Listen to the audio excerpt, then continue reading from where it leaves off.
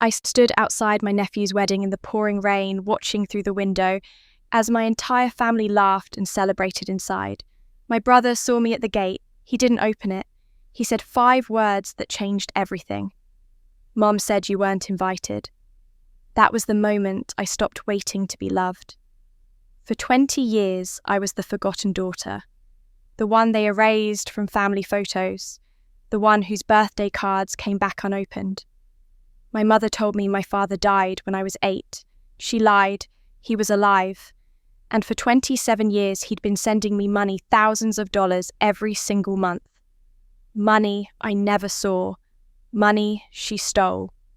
So when I got engaged to a man who actually saw me, I didn't invite them to my wedding. They didn't care. Until the photos leaked. My $8 million castle wedding in Monaco. Suddenly, they wanted back in.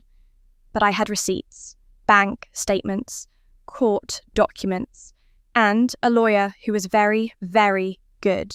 By the time I was done, they weren't just uninvited, they were in court under oath, and the whole world was watching. This is the story of how I went from invisible to unstoppable. And trust me, karma kept the receipts too. My name is Natalie Gibson.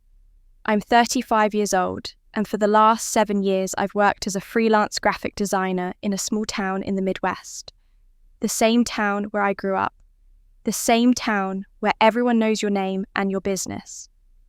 I never left because, despite everything, I kept hoping. Hoping that one day my family would see me. Really see me. But hope is a dangerous thing when you're invisible. I'm the middle child. That's what people say when they're trying to be polite about it. Mark is the oldest, 42, unemployed for most of his adult life and still living in the house we grew up in with our mother. Lily is the youngest, 31, twice divorced and blessed with the kind of beauty that makes people forgive her for just about anything. And then there's me, the one in between, the one nobody talks about. When I was 8 years old, my parents' marriage exploded in a way that left scars nobody wanted to look at. The divorce was bitter, loud, and violent in all the ways that don't leave visible marks. I remember raised voices through closed doors. I remember my mother crying in the kitchen at midnight. And I remember the day she sat me down and told me with tears streaming down her face that my father had died. "He's gone, sweetheart," she said. "He's never coming back." I believed her. Why wouldn't I? She was my mother. What I didn't know, what I wouldn't discover until decades later, was that she had lied. My father wasn't dead. He was just gone. Erased from my life as cleanly as if he'd never existed. My mother made sure of that. She's a retired teacher, now the kind of woman who smiles at everyone in the grocery store and volunteers at church bake sales. In our town, reputation is everything, and my mother has spent her entire life carefully curating hers. She raised 2 successful children she'll tell anyone who asks. Mark, her pride and joy, even though he hasn't held a job in 5 years. And Lily, her beautiful baby girl, even though Lily's life is a revolving door of drama and bad decisions. And me, I'm the one she doesn't mention. It started when I was 15. That's when the family reunions began, big, loud gatherings, every summer at my aunt's house by the lake. There were barbecues and fireworks and aunts who pinched your cheeks and told you how much you'd grown. I loved those reunions. I looked forward to them all year. But the summer I turned 15, the invitation never came. I thought it was a mistake. I asked my mother about it, and she looked at me with this blank expression, like she didn't understand the question. "Oh, honey," she said, waving a hand dismissively. "We didn't think you'd want to come. You're always so busy." I wasn't busy. I was 15. I had nothing but time. But I didn't push. I told myself she was right. Maybe I wouldn't have enjoyed it anyway. The next year, the same thing happened. And the year after that. And the year after that. 20 years, 20 summers, 20 reunions where my entire family gathered, laughed, took photos, and posted them all over social media, and I wasn't in a single one. At first, I told myself it was an oversight. Then I told myself maybe they forgot. But eventually I couldn't lie to myself anymore. I would scroll through the photos on Facebook, my cousins with their arms around each other, my mother smiling in the centre of every group shot, Mark with a beer in his hand, Lily posing like she was on a magazine cover. They looked so happy, so complete. And I wasn't there. I started a tradition of my own after that. Every year on my father's birthday, July 16th, I would light a candle. I'd pull out the one photo I had of him yellowed and creased from being handled too many times, and I'd talk to him like he was still listening. I'd write him letters I could never send telling him about my life, asking him questions I'd never get answers to.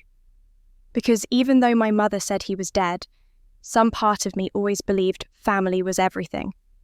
That blood mattered. That love was supposed to be unconditional. That's when I realised I wasn't forgotten. I was erased. I had been erased so thoroughly that when the invitation arrived, I almost didn't believe it was real. It came on a Tuesday afternoon in late September.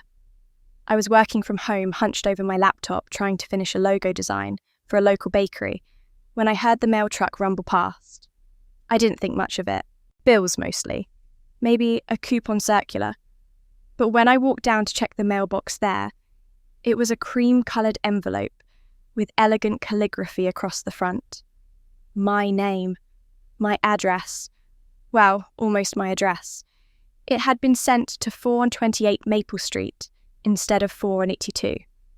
Mrs. Henderson next door must have dropped it off, bless her heart.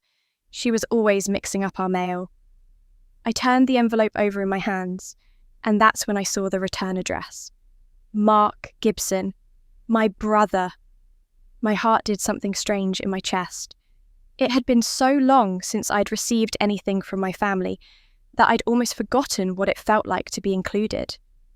I tore open the envelope right there on the sidewalk, and inside was a wedding invitation. Thick cardstock gold lettering, the kind that cost real money. Christopher Mark Gibson and Jennifer Ann Walsh request the honour of your presence at their wedding. Christopher, my nephew, Mark's oldest son. I hadn't seen him since he was maybe 12 years old, and now he was getting married. I did the math in my head, he'd be 26 now, a grown man, and somehow, miraculously, I had been invited to his wedding. For the first time in 20 years, I had been invited. I stood there on the sidewalk, holding that invitation like it was made of glass, and I felt something crack open inside me. Hope. Dangerous, foolish hope. Maybe things were changing. Maybe they'd realised how much time had passed, how wrong it had been to leave me out. Maybe this was their way of reaching out, of saying they were sorry, without having to say the words. I went inside and immediately started planning. The wedding was in 3 weeks, just enough time to find the perfect gift. I spent hours online searching for something meaningful, something that would show them I had been paying attention all these years, even when they hadn't. I finally settled on a beautiful set of crystal wine glasses, engraved with their initials and wedding date. It cost more than I should have spent, but I didn't care. This was my chance to be part of the family again. The wedding was 4 hours away in a town I'd never been to, at a venue I had to look up on a map. I left early that Saturday morning, the wrapped gift on the passenger seat beside me, my best dress hanging in the back. I had bought new shoes. I had gotten my hair done the day before. I wanted them to see me and think, look how well she's doing. Look how beautiful she looks. Look what they'd been missing. The drive felt endless. I ran through conversations in my head, imagining what I'd say to Mark, to Lily, to my mother. I'd be gracious. I'd be warm. I wouldn't bring up the past. I'd just be present. And maybe that would be enough. Maybe that would be the beginning of something new. The venue was stunning.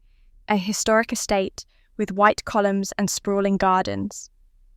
Cars lined the circular driveway, and I could hear music drifting from somewhere inside. My hands were shaking as I parked and grabbed the gift. I walked toward the entrance, my heart pounding so hard I thought everyone could hear it. And that's when I saw him. Mark was standing at the gate, talking to one of the groomsmen. He looked older than I remembered, heavier, greyer, tired, in a way that hadn't been there before. But it was definitely him, my brother. I raised my hand to wave a smile already forming on my face. He saw me. I know he saw me because his expression changed. The easy smile he'd been wearing vanished, replaced by something I couldn't quite read. Annoyance, maybe, or discomfort. He said something to the groomsmen, and then walked toward me, moving fast like he had somewhere else to be. "Mark," I said, and I hated how breathless I sounded. "Hi. I'm so glad I could make it. The invitation." "You need to leave," he said. The words were so abrupt, so cold that for a moment I didn't understand them. "What?" "You need to leave," he repeated, and this time his voice was firmer. "Mom said you weren't invited. I don't know how you got that invitation, but you're not supposed to be here." The world tilted sideways. But I have the invitation. It came in the mail. It has my name." "It was a mistake," Mark said, and he wasn't even looking at me anymore. He was looking past me toward the parking lot like he was calculating how quickly he could get rid of me. "Someone must have added you to the list by accident. You need to leave. Now." I stood there holding that wrapped gift, feeling the weight of it in my arms, and I couldn't move. I couldn't speak. Behind Mark, through the tall windows of the estate, I could see people moving inside. I could see the glow of chandeliers, the flutter of dresses, the clink of champagne glasses. "Please," I said, and I hated the word even as it left my mouth. "Please, I just want to..." "Natalie." His voice was hard now, final. "Go home." He turned and walked away, just like that. He didn't wait for a response. He didn't look back. I don't know how long I stood there, long enough for the rain to start. It came slowly at first, just a few drops, and then, all at once, like the sky had been holding its breath, and finally let go. I should have gone to my car. I should have driven away, but I couldn't. I walked around to the side of the building where the windows were largest, where the light spilled out onto the wet grass, and I stood there in the rain and watched. I watched my mother laugh at something someone said. I watched Lily pose for photos with bridesmaids I didn't recognise. I watched Mark walk back inside and put his arm around his son, the groom, and smile like nothing had happened, like I had never been there at all. No one looked out. Not once. They were so absorbed in their celebration in each other that they didn't even notice the woman standing in the rain outside, still holding a gift that would never be opened. I don't remember walking back to my car. I don't remember the drive home. All I remember is sitting in my driveway as the sun went down, staring at the wrapped gift in the passenger seat and whispering to no one. I'm done waiting. That night, I stopped waiting for their calls. I left 3 weeks later. I didn't tell anyone I was going. I packed one suitcase with clothes, another with my laptop and design equipment, and I loaded them into the back of my beat-up Honda Civic at 5 a.m. before the sun came up. I left the apartment keys on the kitchen counter, forwarded my mail to a P.O. box in the city 2 hours away, and I drove. I didn't look back. I had saved just enough for first and last month's rent on a studio apartment in a neighbourhood I couldn't pronounce. It was small, and the heater rattled, and the walls were so thin I could hear my neighbours arguing at 2 a.m, but it was mine. No memories, no ghosts, no family photos staring at me from the mantel, reminding me of everything I wasn't. I found work within a week. It wasn't glamorous. I became an administrative assistant at a healthcare company downtown, answering phones and scheduling appointments and fetching coffee for people who never bothered to learn my name. The pay was barely enough to cover rent and groceries, but it was steady, and steady was all I needed. But I didn't stop there. At night, after 8 hours of answering phones and filing paperwork, I went home and I studied. I taught myself advanced design software. I took online courses in web development and digital marketing. I learnt coding languages I couldn't even spell a year earlier. I worked 60-hour weeks sometimes, more fueled by cheap coffee, and the kind of determination that only comes from having nothing left to lose. And every year, like clockwork, I sent holiday cards, Christmas cards with cheerful messages and my new address carefully written on the back, birthday cards for my mother, for Mark, for Lily. I never got a single one in return, but I could see them. I could see the little notification on social media that told me they'd opened my messages, read them, and said nothing. Seen, always seen, never answered. Most people would have stopped. Most people would have taken the hint.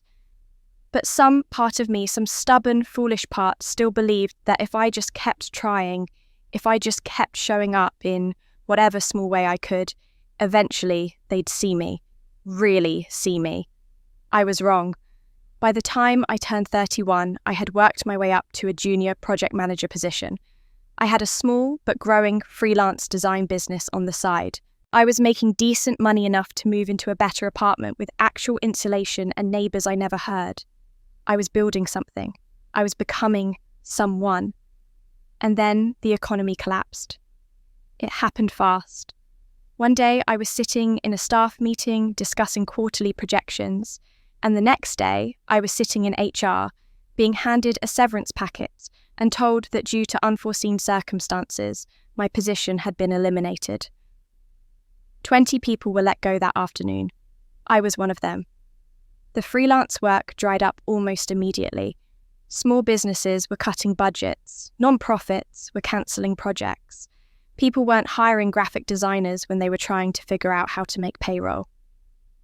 Within 2 months, my savings were gone. Within 3, my rent was overdue, and I was staring at a bank account balance that read $214. I had been so careful. I had done everything right, and it still wasn't enough. I sat on the floor of my apartment with my phone in my hand for hours, just staring at it. My mother's number was still saved in my contacts.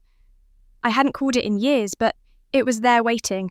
All I had to do was press the button. All I had to do was ask. My finger hovered over her name for so long the screen went dark. I unlocked it and stared again.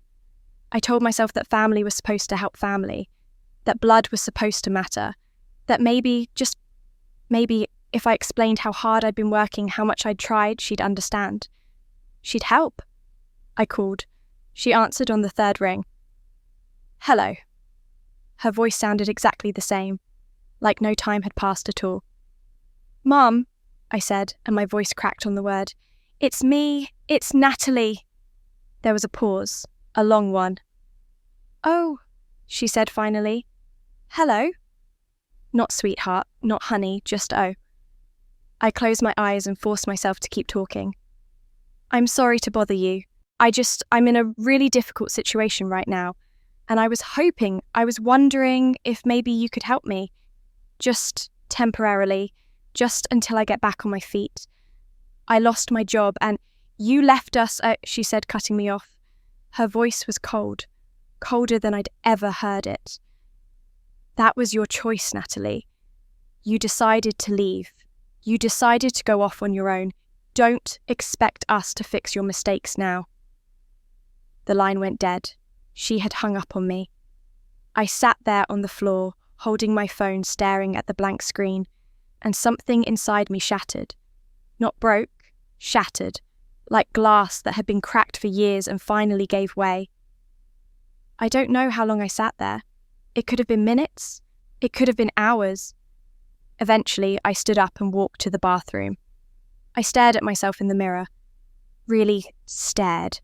My face was pale, my eyes were red. I looked exhausted, defeated. And then slowly something shifted. I had spent my entire life asking the wrong question. I had spent 31 years wondering why I wasn't enough. Why they didn't love me. Why I couldn't make them see me. But standing there, staring at my own reflection, I finally understood. The question wasn't why am I not enough? The question was, why did I think I needed them to see my worth? I walked back into the living room and picked up my journal from the coffee table. My hands were shaking, but I wrote it down anyway, pressing the pen so hard into the paper that it nearly tore through. Today, I stopped begging. I am enough. I sold everything. The furniture, the kitchen appliances, the books I'd been collecting since college. I kept my laptop, my phone, and one suitcase of clothes. A friend from my old job let me sleep on her couch for a month while I figured things out. I took every freelance gig I could find, no matter how small. I designed logos for $20. I edited websites for $50. I worked 16-hour days and ate ramen noodles and told myself that this was temporary, that I was building something, that I was building me. 6 months later, I landed a contract with a mid-sized tech company that needed a complete brand overhaul. It was the biggest project I'd ever taken on. I worked on it for 3 months, barely sleeping, pouring everything I had into it. When I presented the final designs, the CEO looked at me and said, "This is exactly what we needed. How soon can you start on the website?" My freelance business became profitable that year. Not just surviving, thriving. I moved into my own place again. I started saying no to projects that didn't align with my vision. I raised my rates. I built a portfolio I was proud of. And I never sent another holiday card. They had no idea who I was becoming. But looking back now, I realized they never knew who I was to begin with. It took me years to understand that the rejection didn't start at 15 when the reunion invitation stopped coming. It didn't even start with the divorce. It started long before that, in ways I was too young to recognize, in moments I dismissed as misunderstandings or bad days. I was 8 years old, the first time I heard the words that would define my entire childhood. It was summer, and my grandmother had come to visit. She lived 3 states away and only came once or twice a year, so her visits were special. I remember being excited, putting on my favourite yellow dress, the one with the sunflowers that my father had bought me before everything fell apart. I was supposed to be outside playing, but I'd come back in to use the bathroom. That's when I heard them in the kitchen, my mother and my grandmother, their voices low, but not quite low enough. "I don't know how much longer I can do this," my mother was saying.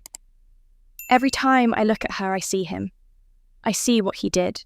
"She's just a child," my grandmother said softly. "She didn't ask for any of this. She's not mine." My mother's voice was sharp, brittle. "She's his, she's a reminder of everything he destroyed." I stood frozen in the hallway, my hand on the bathroom doorknob, not understanding. Not mine. What did that mean? I was her daughter. Wasn't I convinced myself I'd heard wrong, or that she was talking about something else. Maybe a plant that wasn't growing right, maybe a recipe that hadn't turned out. Children are remarkably good at lying to themselves when the truth is too big to hold. But after that day, I started noticing things. When I brought home straight A's on my report card, my mother would glance at it and say, "That's nice, dear," before turning back to whatever she was doing. But when Mark brought home C's and 1 B, she threw a small celebration, baking his favourite cookies and calling all her friends to brag about how well he was doing. When I won 2nd place in the regional art competition in 5th grade, my mother didn't come to the ceremony. She said she had a headache. But 2 weeks later, when Lily got a participation ribbon in a local dance recital, my mother was in the front row with a bouquet of flowers and a camera. I learned quickly that my achievements made her uncomfortable, angry even. So I learned to shrink. When I got accepted into the National Honor Society in high school, I didn't tell her until she found the letter in the mail. When I won a full scholarship to State University, I mentioned it once at dinner, and then never brought it up again. I taught myself to be small, to take up less space, to need less attention. I thought if I could just be quiet enough, unobtrusive enough, maybe she'd love me the way she loved them. Mark and Lily never had to shrink. Mark is 42 now, and he still lives in our childhood home with our mother. He hasn't held a steady job in over a decade. There was the stint at the hardware store that lasted 6 months, the office manager position he lost after showing up late too many times, the business he tried to start with money borrowed from our mother that folded within a year. Every time he failed, every time he needed money, every time he made a mess of his life, our mother was there to catch him. He's going through hard times. she'd tell anyone who asked. It's not easy for men these days. The economy, you know, he just needs a little help getting back on his feet.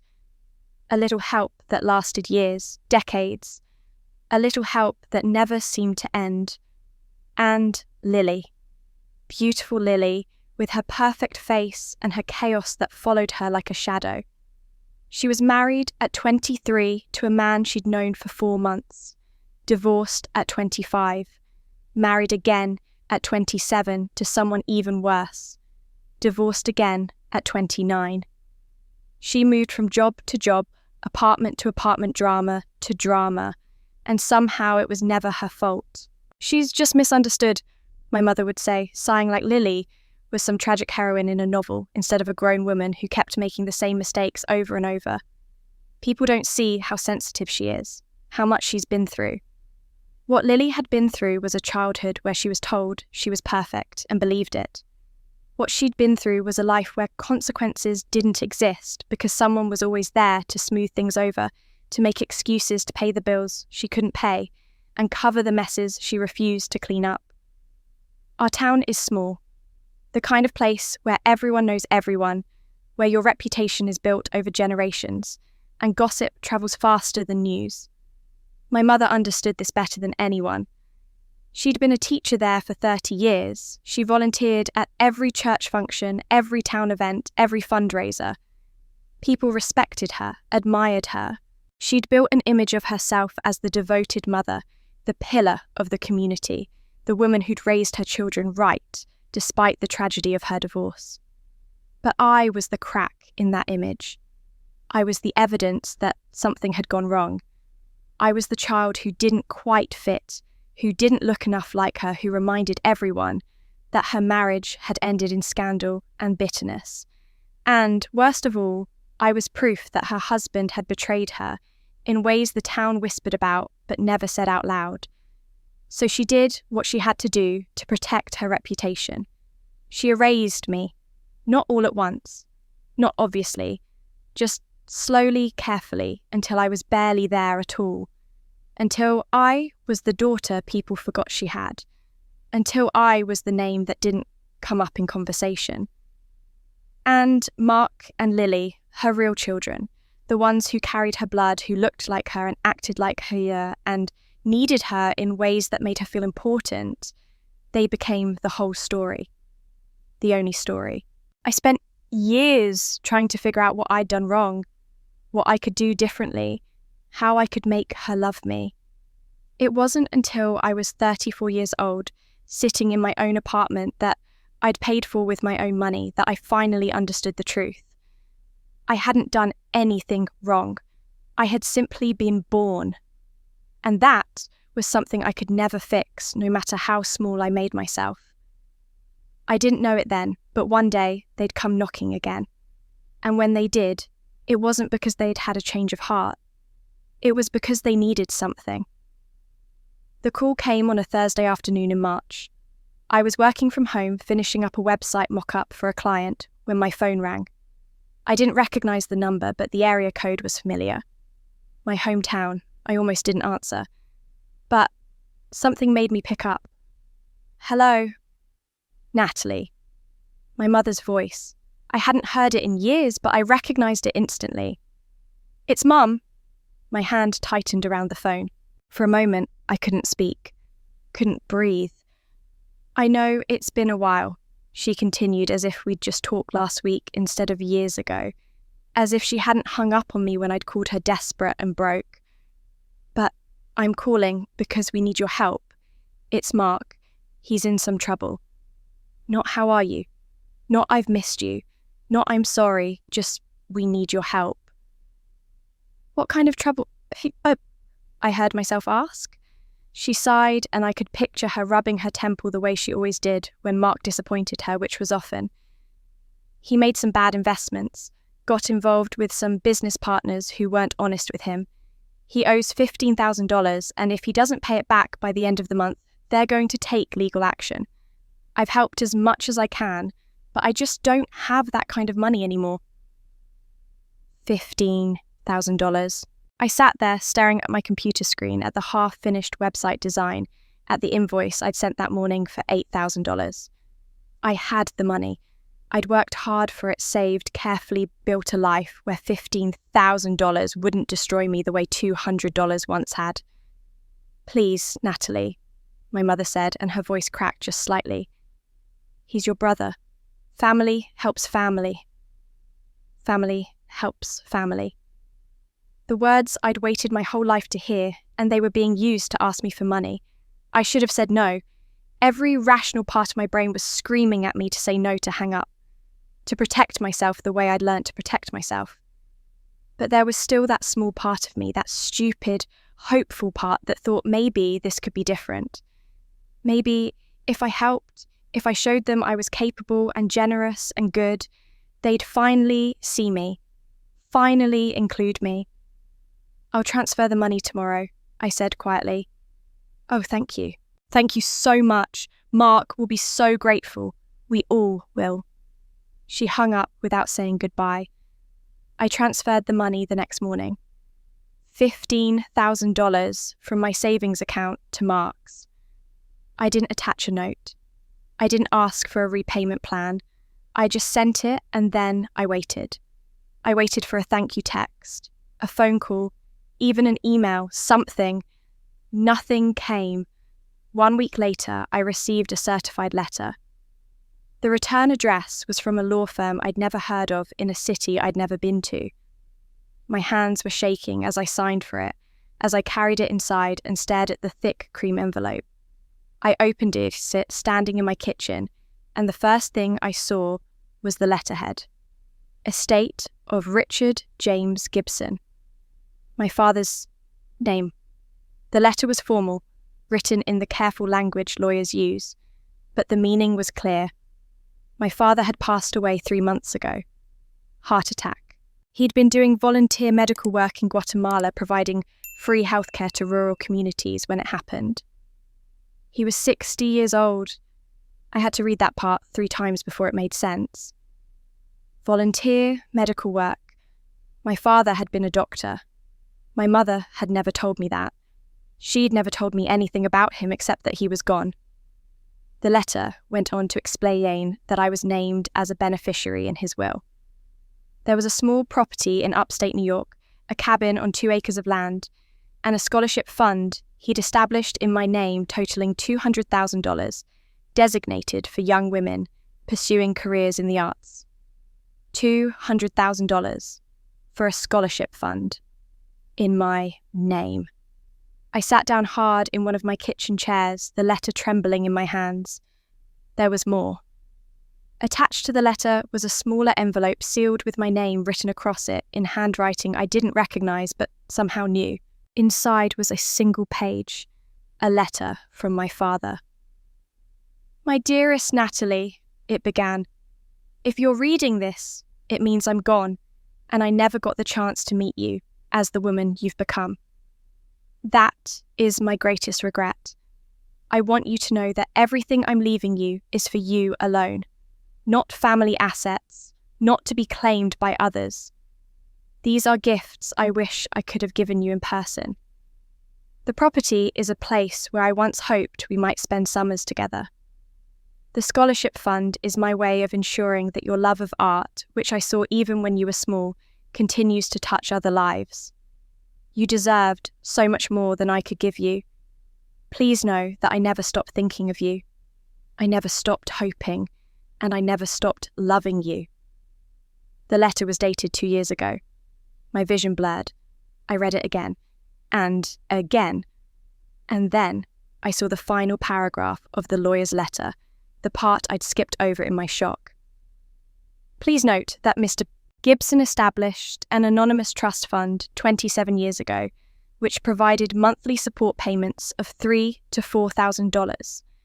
These payments were deposited into an account under your Social Security number as arranged at the time of the divorce settlement. Enclosed are copies of the trust documents and payment receipts for your records." I pulled out the stack of papers attached to the letter. Page after page of bank statements. Deposits, $3,000. $3,500, $4,000. Every single month for 27 years. Payments sent to an account in my name, an account I'd never known existed. My father had been sending me money my entire life. Enough money that I never would have struggled. Enough money that I could have gone to any college I wanted, lived anywhere, done anything. And I'd never seen a single penny. I sat there in my kitchen with those papers spread out in front of me, doing the math in my head. 27 years. Roughly $3,600 a month on average. That was over $1 million. Over $1 million sent in my name. But if he was sending money all this time, if it was going into an account under my social security number, where did it go? That question would haunt me for months. But I'm getting ahead of myself.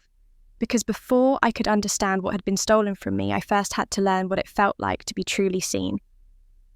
It happened a year before I received that letter. I was 34, and I'd been invited to speak on a panel at a tech investment conference in Boston. My business had grown enough that people in the industry knew my name, knew my work. The panel was about branding strategies for startups, and I'd been nervous for weeks leading up to it.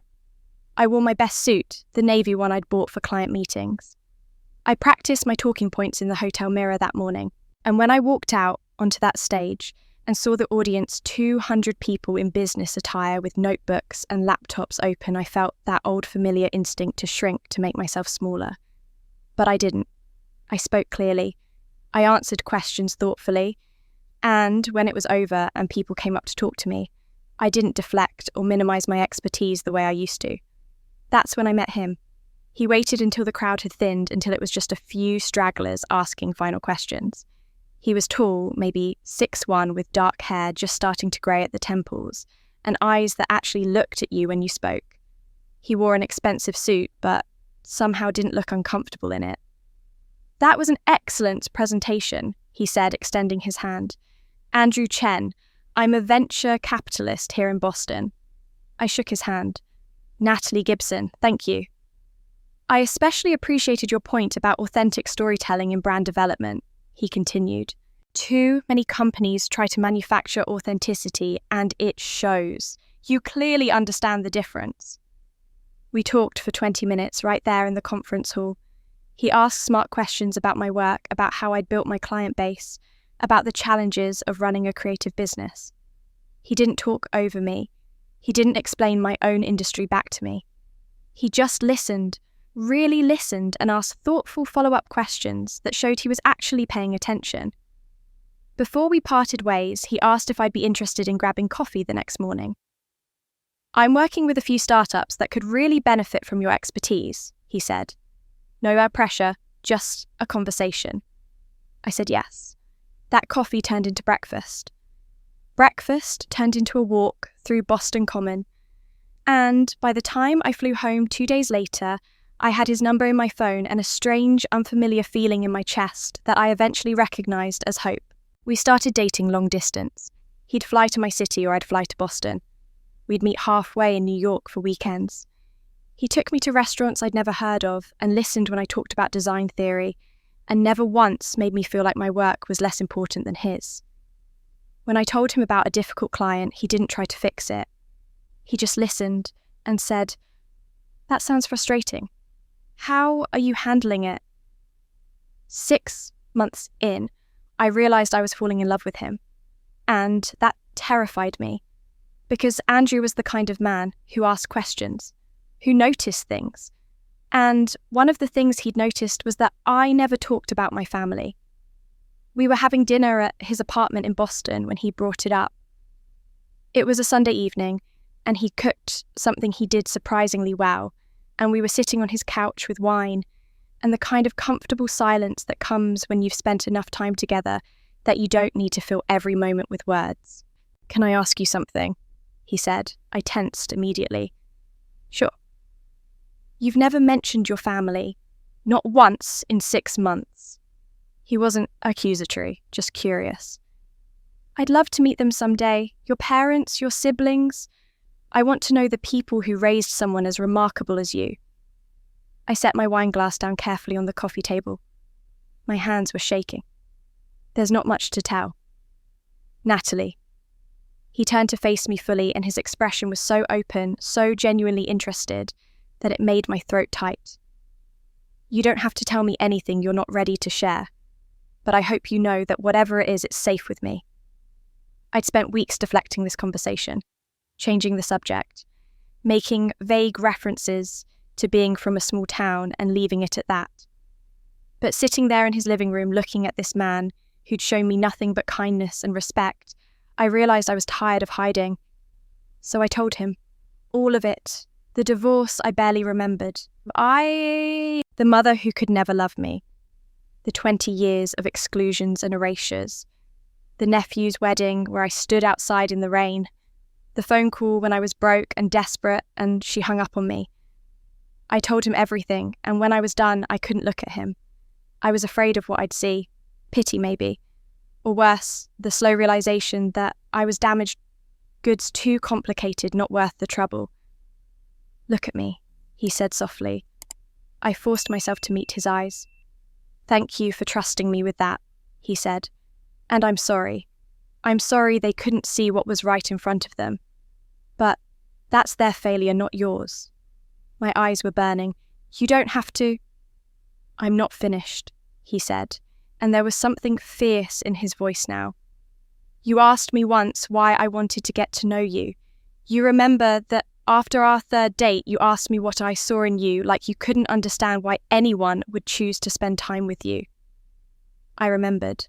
I'd been half joking, but only half. "I'll tell you what I see," Andrew said. "I see someone who built a successful business from nothing. Who taught herself skills most people pay thousands of dollars to learn in college.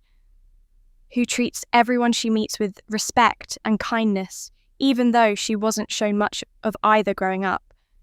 I see someone brilliant and creative and strong as hell." He reached out and took my hand. "And I see someone who deserves a family that chooses her every single day. So if your blood relatives can't do that, then we'll build our own family, one that actually knows what it means to show up for the people you love." I couldn't speak, couldn't breathe. All I could do was hold onto his hand and try not to completely fall apart. "I'm serious," he said. "No more waiting for them to see your worth. They had 34 years, their time's up." 2 weeks later, he took me back to Monaco. I didn't know why at first. He told me to pack something nice, that we were taking a long weekend, and that I should trust him. So, I did.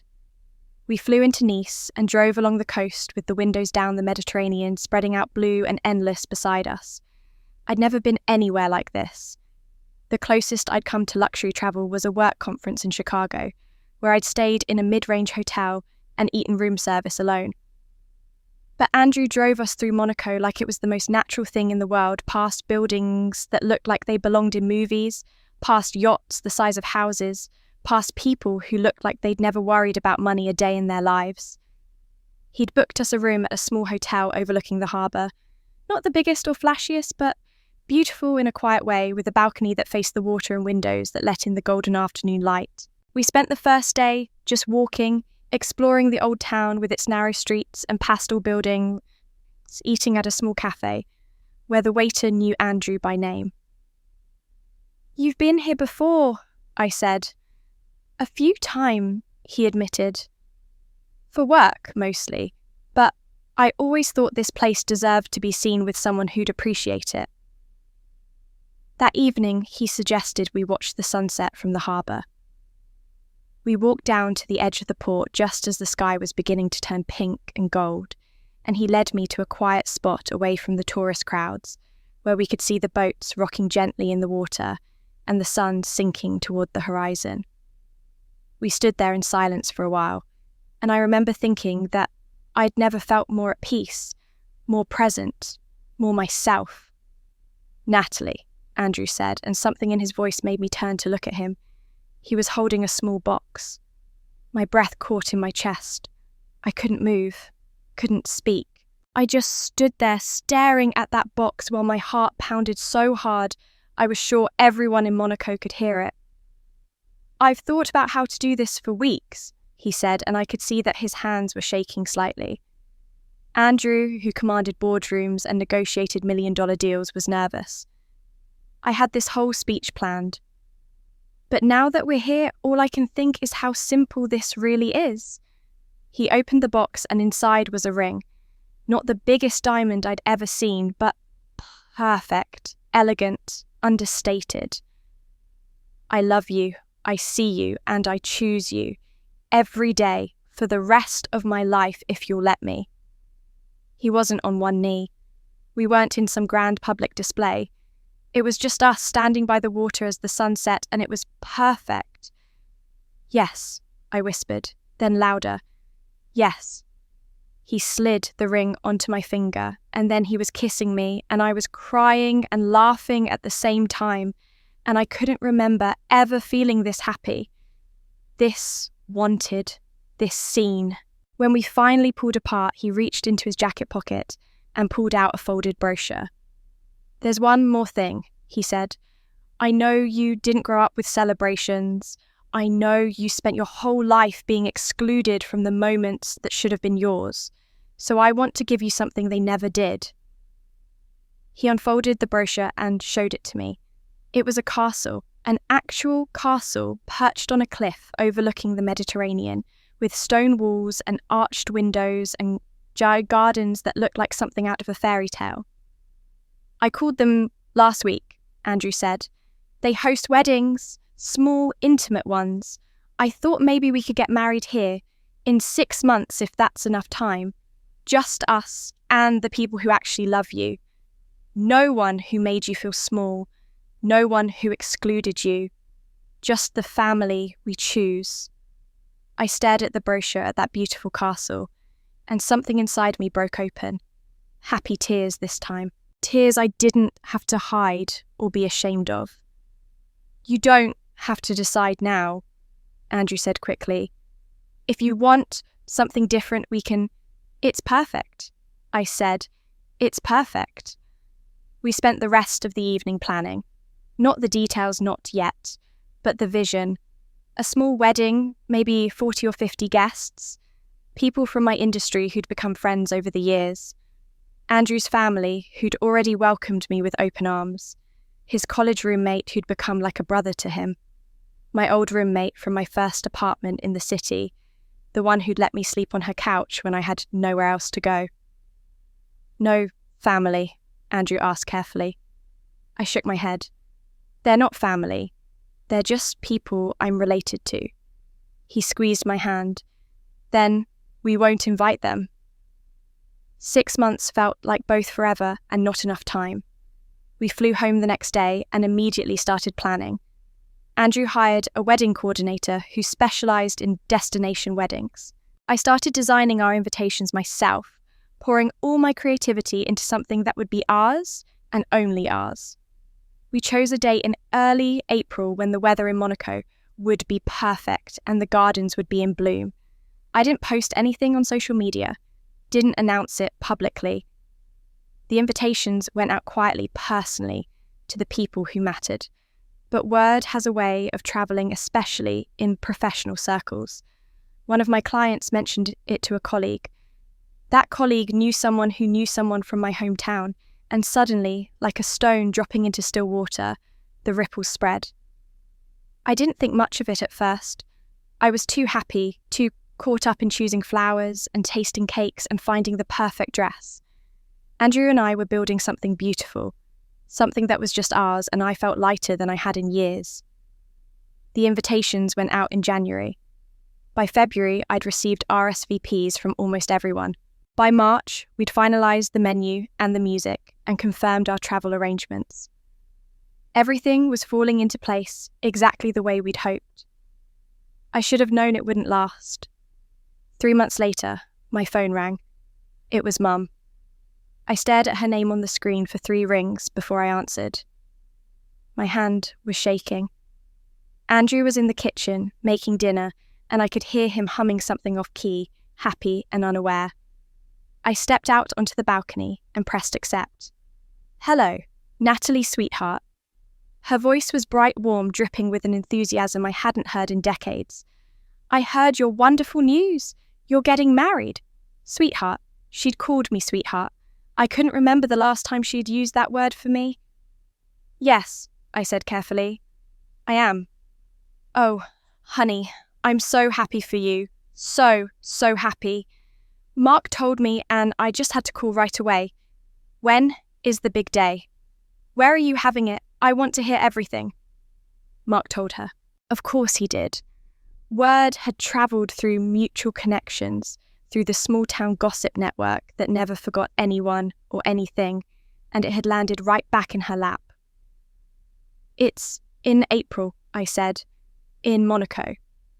Monaco, she gasped, and I could practically see her pressing her hand to her chest. Oh my goodness, how elegant. You always did have such sophisticated taste. Even when you were little, you had an eye for beautiful things. I had never heard her say anything like that about me. Not once in 35 years. Mum, why are you calling? There was a pause, just a beat, and then her voice shifted slightly. Still warm, but now with a thread of hurt running through it. Can't a mother call to congratulate her daughter? I know we've had our differences, Natalie, but this is such a special time. I don't want to miss it. Over the next week, they came at me from all angles. Lily sent me a direct message on Instagram, something she'd never done before. It was full of heart emojis and exclamation points. Oh, sis, I heard about your engagement. So exciting. We have to catch up before the big day. Mark texted me. Hey, Nat, congrats on the engagement. Mom showed me some photos. Your guy looks successful. What's his business? Would love to connect with him sometime. Not congratulations on finding love. Not, I'm happy you found someone. Just questions about Andrew's business, his success, his money. The calls from my mother continued. She was persistent, I'd give her that. She called every other day, always cheerful, always interested, always steering the conversation back to the wedding. Where were we registered? Had we chosen a photographer? What was the venue like? Could she see pictures? And then finally, the real reason for all of it. You know, she said during one of these calls, family should be there for each other during important moments. I know we've had our differences over the years, and maybe I wasn't always the mother I should have been, but this is your wedding day, sweetheart. This is once in a lifetime. You can't exclude your own family. There it was, the assumption, the expectation. She wasn't asking to be invited. She was telling me that she was coming. We're keeping it very small, I said, my voice tight. Just close friends. But we're your family, she said, and now there was an edge to her voice. We belong there. Mark and Lily want to come too. We all do. This is your special day and we should be part of it. I closed my eyes. That old familiar feeling was creeping back, in the one that made me want to shrink to accommodate to make myself smaller so everyone else could be comfortable. But then I heard Andrew's voice in my head. Their time's up. I need to think about it, I said, and hung up before she could respond. Andrew found me on the couch an hour later staring at my phone. What's wrong? I told him everything. The calls, the messages, the sudden interest from people who'd ignored me for 20 years. He sat down beside me and took my hand. What do you want to do? I don't know, I admitted. Part of me wants to believe they've changed, that maybe they finally see me. But the other part knows better. Andrew finished gently. I nodded. You don't owe them anything, he said. But if you want to give them a chance, that's your choice. Just be careful. People like that don't change. They just get better at hiding what they want. I thought about it for 3 days. I barely slept. I went through every scenario in my head. What if I invited them and they caused a scene? What if I didn't invite them and regretted it for the rest of my life? What if Andrew was wrong and they really had changed? But deep down, I knew. I knew they hadn't called because they loved me. They'd called because I was finally doing something worth showing up for, something they could brag about, something that made them look good. I made my decision. I sent a group text to my mother, Mark and Lily. My hands were shaking as I typed it. You can come to my wedding on one condition: you publicly apologize for 20 years of exclusion. You acknowledge what you did, how it hurt me, and you do it publicly. where everyone who saw me excluded can see you take accountability. If you can do that, you're welcome. If you can't, you're not. I hit send before I could second-guess myself. The response was immediate. Not from my mother, from Mark. Are you serious right now? You're being dramatic. This is ridiculous. Then another message. We're family. You don't get to put conditions on family. Then Lily. Wow, just wow. This is really hurtful, Nat. We were trying to be supportive and you're throwing it back in our faces. Then my mother. I'm very disappointed in you, Natalie. After everything I've done for you, this is how you treat me. You should be ashamed of yourself. I read the messages one by one, feeling something shift inside my chest. Not guilt, not shame, clarity. They hadn't changed at all. I typed one word in response. No. That single word started a war. My phone rang 15 times the next day. All from my mother. I didn't answer, but she left voicemails. Long rambling ones that started out hurt and ended angry. This is what I get for raising you. This is the gratitude you show. After everything I sacrificed, everything I did for you, you treat me like this. You're ungrateful, Natalie. Disrespectful. You've forgotten where you came from. Forgotten the people who were there when you had nothing. I listened to each one once, then deleted them. But they stayed with me anyway, echoing in my head when I tried to sleep. The social media posts started within hours. Lily went first subtle but pointed. She posted on Facebook with a photo of her and Mark and my mother from some recent gathering I hadn't been at. Family is everything. Some people get a little success and forget the ones who raised them. So sad to see. The comments poured in. People from my hometown, people who had watched me grow up invisible, suddenly had opinions about me. I always wondered about that middle daughter. Pride comes before a fall. Money changes people. Mark didn't post publicly, but I heard through a mutual connection that he was telling people at the local bar that I'd gotten engaged to some rich guy and decided I was too good for my own family now. The story spread like wildfire in a town that size. Within days, I was being labelled as the daughter who abandoned her poor mother, who thought she was better than everyone else who'd let success go to her head. I tried not to let it affect me.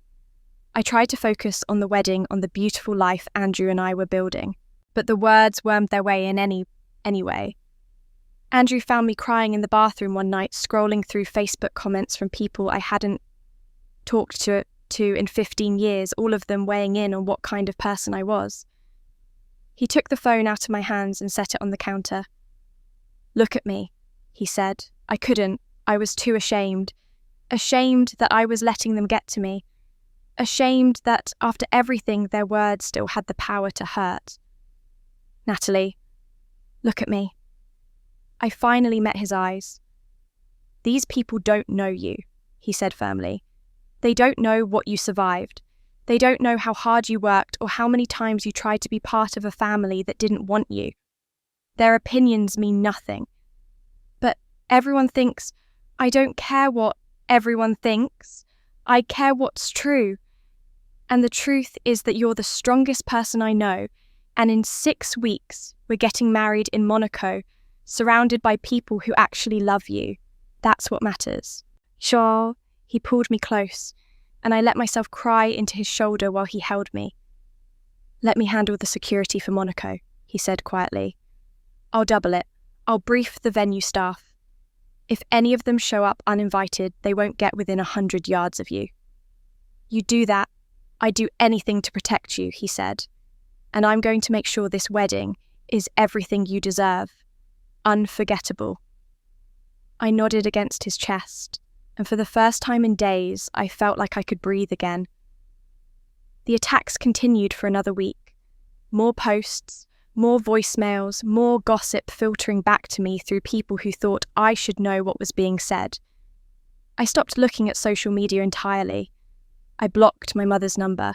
I focused on work and wedding planning and Andrew, who never once made me feel like I was overreacting or being dramatic. And then 6 weeks before the wedding, everything changed. I came home to find a letter in my mailbox. Not email. An actual handwritten letter on cream stationery, my name written in my mother's careful cursive. I almost threw it away without reading it. But something made me open it. My dearest Natalie, it began, and my stomach clenched. I've spent the last few weeks doing a lot of soul searching, and I realise now that I've been a terrible mother to you. I was hurt by your father leaving, and I took that hurt out on you in ways that were wrong and unfair. You deserved better. You deserved a mother who saw you, who celebrated you, who made you feel loved. I failed you in every way that matters, and I am so sorry. I know I don't deserve your forgiveness, but I'm asking anyway because you're my daughter, and I love you, and I don't want to miss your wedding day. Please let me be there. Please let me try to make this right. I read it 3 times, my hands shaking. 2 days later, Lily posted a video on TikTok. She was crying, her makeup running, her voice breaking. I miss my sister so much, she said to the camera. I know we've had our problems, but family is family, you know. And I just want to make things right before it's too late. Life's too short to hold grudges. I love you, Nat. I hope you can forgive me. The hashtags at the bottom said family healing and sister love. The video went semi-viral. Thousands of views, hundreds of comments. This is so touching. I hope they work it out. Family is everything. Then Mark called. I let it go to voicemail, but he left a message that made my blood run cold. Nat, it's Mark. Listen, I know things have been rough between us, but I need to tell you something. Mom's been sick. She went to the doctor last week, and they found something with her heart. They're running more tests, but the doctor said she needs to avoid stress. She's not doing well, Nat. She keeps saying she just wants to see you get married. She wants to be there for you one last time. Please, whatever happened between you two, she's still our mother, and she might not have much time left. I sat on my couch staring at my phone, that message playing over and over in my head. Mum's sick, heart problems, might not have much time. I showed Andrew the letter and told him about Mark's message. He read the letter carefully, his expression unreadable. What do you want to do? I don't know, I admitted. What if she really is sick? What if this is real and I turn her away and something happens to her? And what if it's not real? Andrew said gently. What if this is just another manipulation? But what if it's not? He was quiet for a long moment. It's your choice, he finally said. Whatever you decide, I'll support you. But be careful. Please. I thought about it for 3 days. I reread the letter. I watched Lily's video. I listened to Mark's voicemail again. And I thought about what it would feel like to have my mother die without ever making peace, without ever hearing her apologize. I made a decision I would regret for the rest of my life. I called my mother back. You can come, I said when she answered. All 3 of you. But you arrive 2 days before the wedding. And you apologize publicly in front of our wedding guests before the ceremony. You acknowledge what you did. You take accountability. If you can do that, you can stay. If you can't, you leave immediately. Do you understand? Yes, my mother said, and I could hear tears in her voice. Yes, of course. Thank you, sweetheart. Thank you so much. You won't regret this. I promise. I wanted to believe her. I wanted to believe them one last time. That was my mistake. But I didn't know it yet when they arrived in Monaco 48 hours before the wedding. My mother stepped out of the airport terminal and immediately started crying when she saw me. She rushed forward and wrapped her arms around me, holding on so tight I could barely breathe. Oh, sweetheart, she kept saying. Oh, my baby girl, I've missed you so much.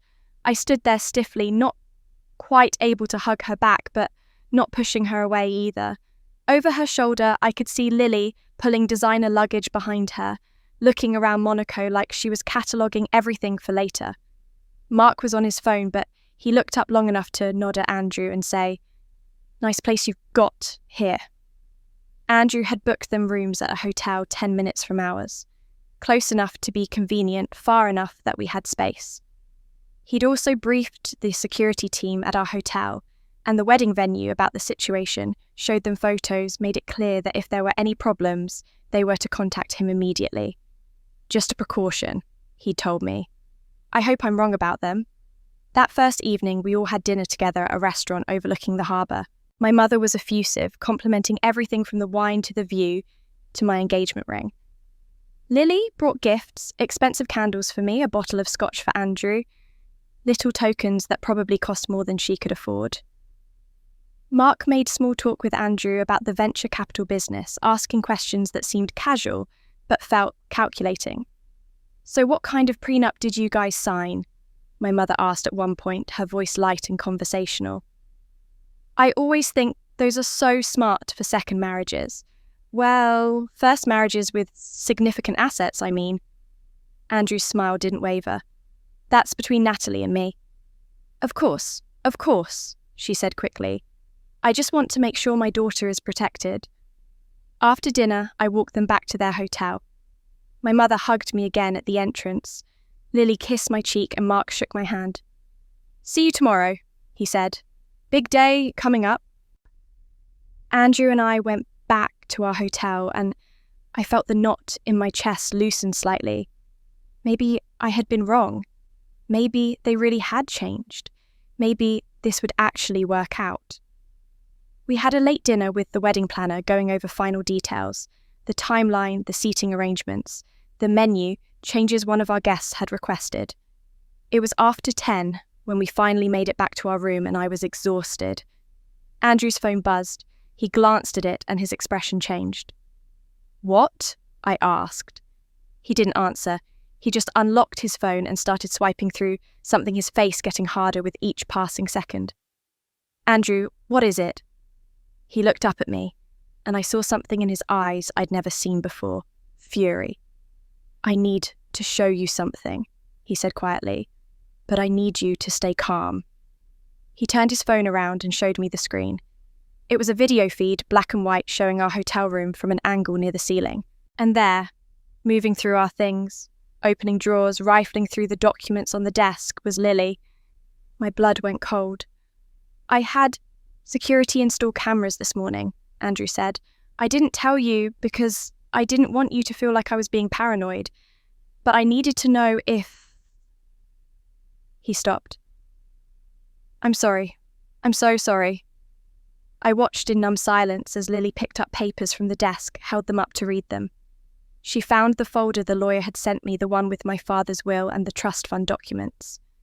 She pulled them out and took photos with her phone. "There's more," Andrew said grimly. He swiped to another feed. This one showed Mark in the hotel hallway, with his phone held up, pointed toward a slightly open door. I could hear voices mine and the wedding planners talking about seating arrangements. Mark was recording it. Another feed showed my mother cornering Andrew by the hotel bar earlier that evening before dinner, just between us. I could hear her saying, "How much are we talking? Because I know Natalie must have signed something. She's always been practical about money." I couldn't watch anymore. I stood up, my legs shaking, and walked toward the door. "Where are you going?" Andrew asked. "To their hotel." "Natalie, wait. No." My voice came out sharp, harder than I'd ever heard it. "No more waiting." I walked the 10 minutes to their hotel so fast I was almost running. Andrew kept pace beside me, not trying to stop me, just being there. The front desk called up to their room, and within minutes all three of them were in the lobby looking confused. "Natalie," my mother said, "what's wrong? Is everything okay?" "We need to talk," I said. "Now, somewhere private." The hotel manager let us use a conference room. I waited until all three of them were seated, and then I pulled out Andrew's phone and set it on the table. "I want you to watch something," I said. I played the footage of Lily in our room. Her face went white. "I can explain," she started. "No." I cut her off and played the next clip. Mark recording our private conversation. His mouth opened then closed. Then, the footage of my mother interrogating Andrew about prenups and assets. The silence in that room was deafening. "It's not what it looks like," my mother finally said. We were worried about you and you were looking for my father's will," I said, and my voice was so cold I barely recognized it. "You were trying to find proof that I manipulated it somehow. You were recording me to edit it later and make me look bad. You were trying to find out how much money Andrew has." "That's not," Mark started. "Don't lie to me." The words came out as a shout, and I saw all three of them flinch. "For once in your lives, don't lie to me." Lily's face crumpled. "That money should have been family money," she said, and suddenly she was angry instead of apologetic. "Dad left it to all of us, not just you. You stole from us. I stole nothing," I said. "He left it to me, his daughter, the one he actually cared about." My mother stood up, and I saw the mask slip completely. "You self-righteous little, after everything I did for you, this is how you repay me, by humiliating us." "You humiliated yourselves," I said. I looked at all three of them, these people I'd spent my entire life trying to please, trying to love, trying to be good enough for. You had one chance to be real with me, to actually mean the apology, and you couldn't even do that. I pulled out my phone and texted the security team. Within minutes, two men in suits appeared at the conference room door. "Security will escort you to the airport," I said, my voice steady despite the tears running down my face. "You have 2 hours to get on a plane. If you come anywhere near my wedding, if you try to contact me, if you so much as post about this on social media, I will call the police and I will press charges for trespassing and attempted theft. Do you understand?" Mark stood up fast, his chair scraping against the floor. "You'll regret this," he shouted. "You hear me? You're going to regret this for the rest of your—" "Escort them out," Andrew said to the security team. "Now." I watched them being led away, my mother still trying to talk Lily, crying, Mark hurling insults over his shoulder.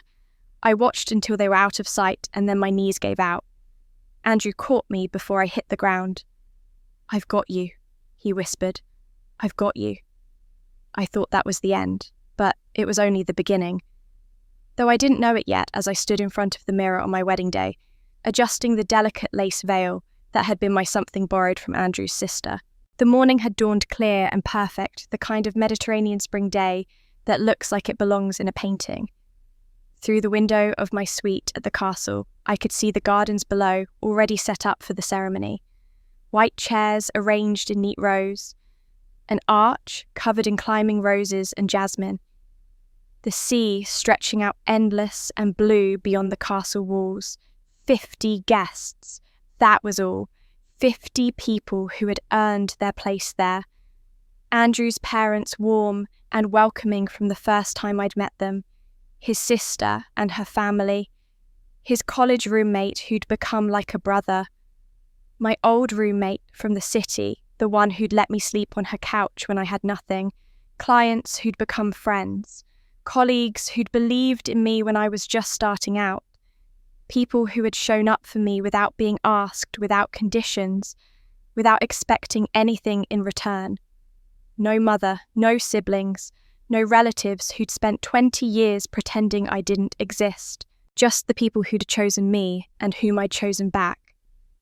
My hands were shaking as I fastened the clasp on my grandmother's pearl necklace, the one piece of family jewellery I had. It had been my father's mother's given to me when I was 10 before she died. Before I understood that some family members saw me and some didn't. There was a soft knock on the door and Andrew's sister poked her head in. "Ready?" she asked. "It's time." I took one last look in the mirror. The dress was simple but elegant, exactly what I'd wanted. My hair was swept up, a few loose curls framing my face. I looked happy. I looked like a bride. For the first time into my life, I looked like I belonged exactly where I was.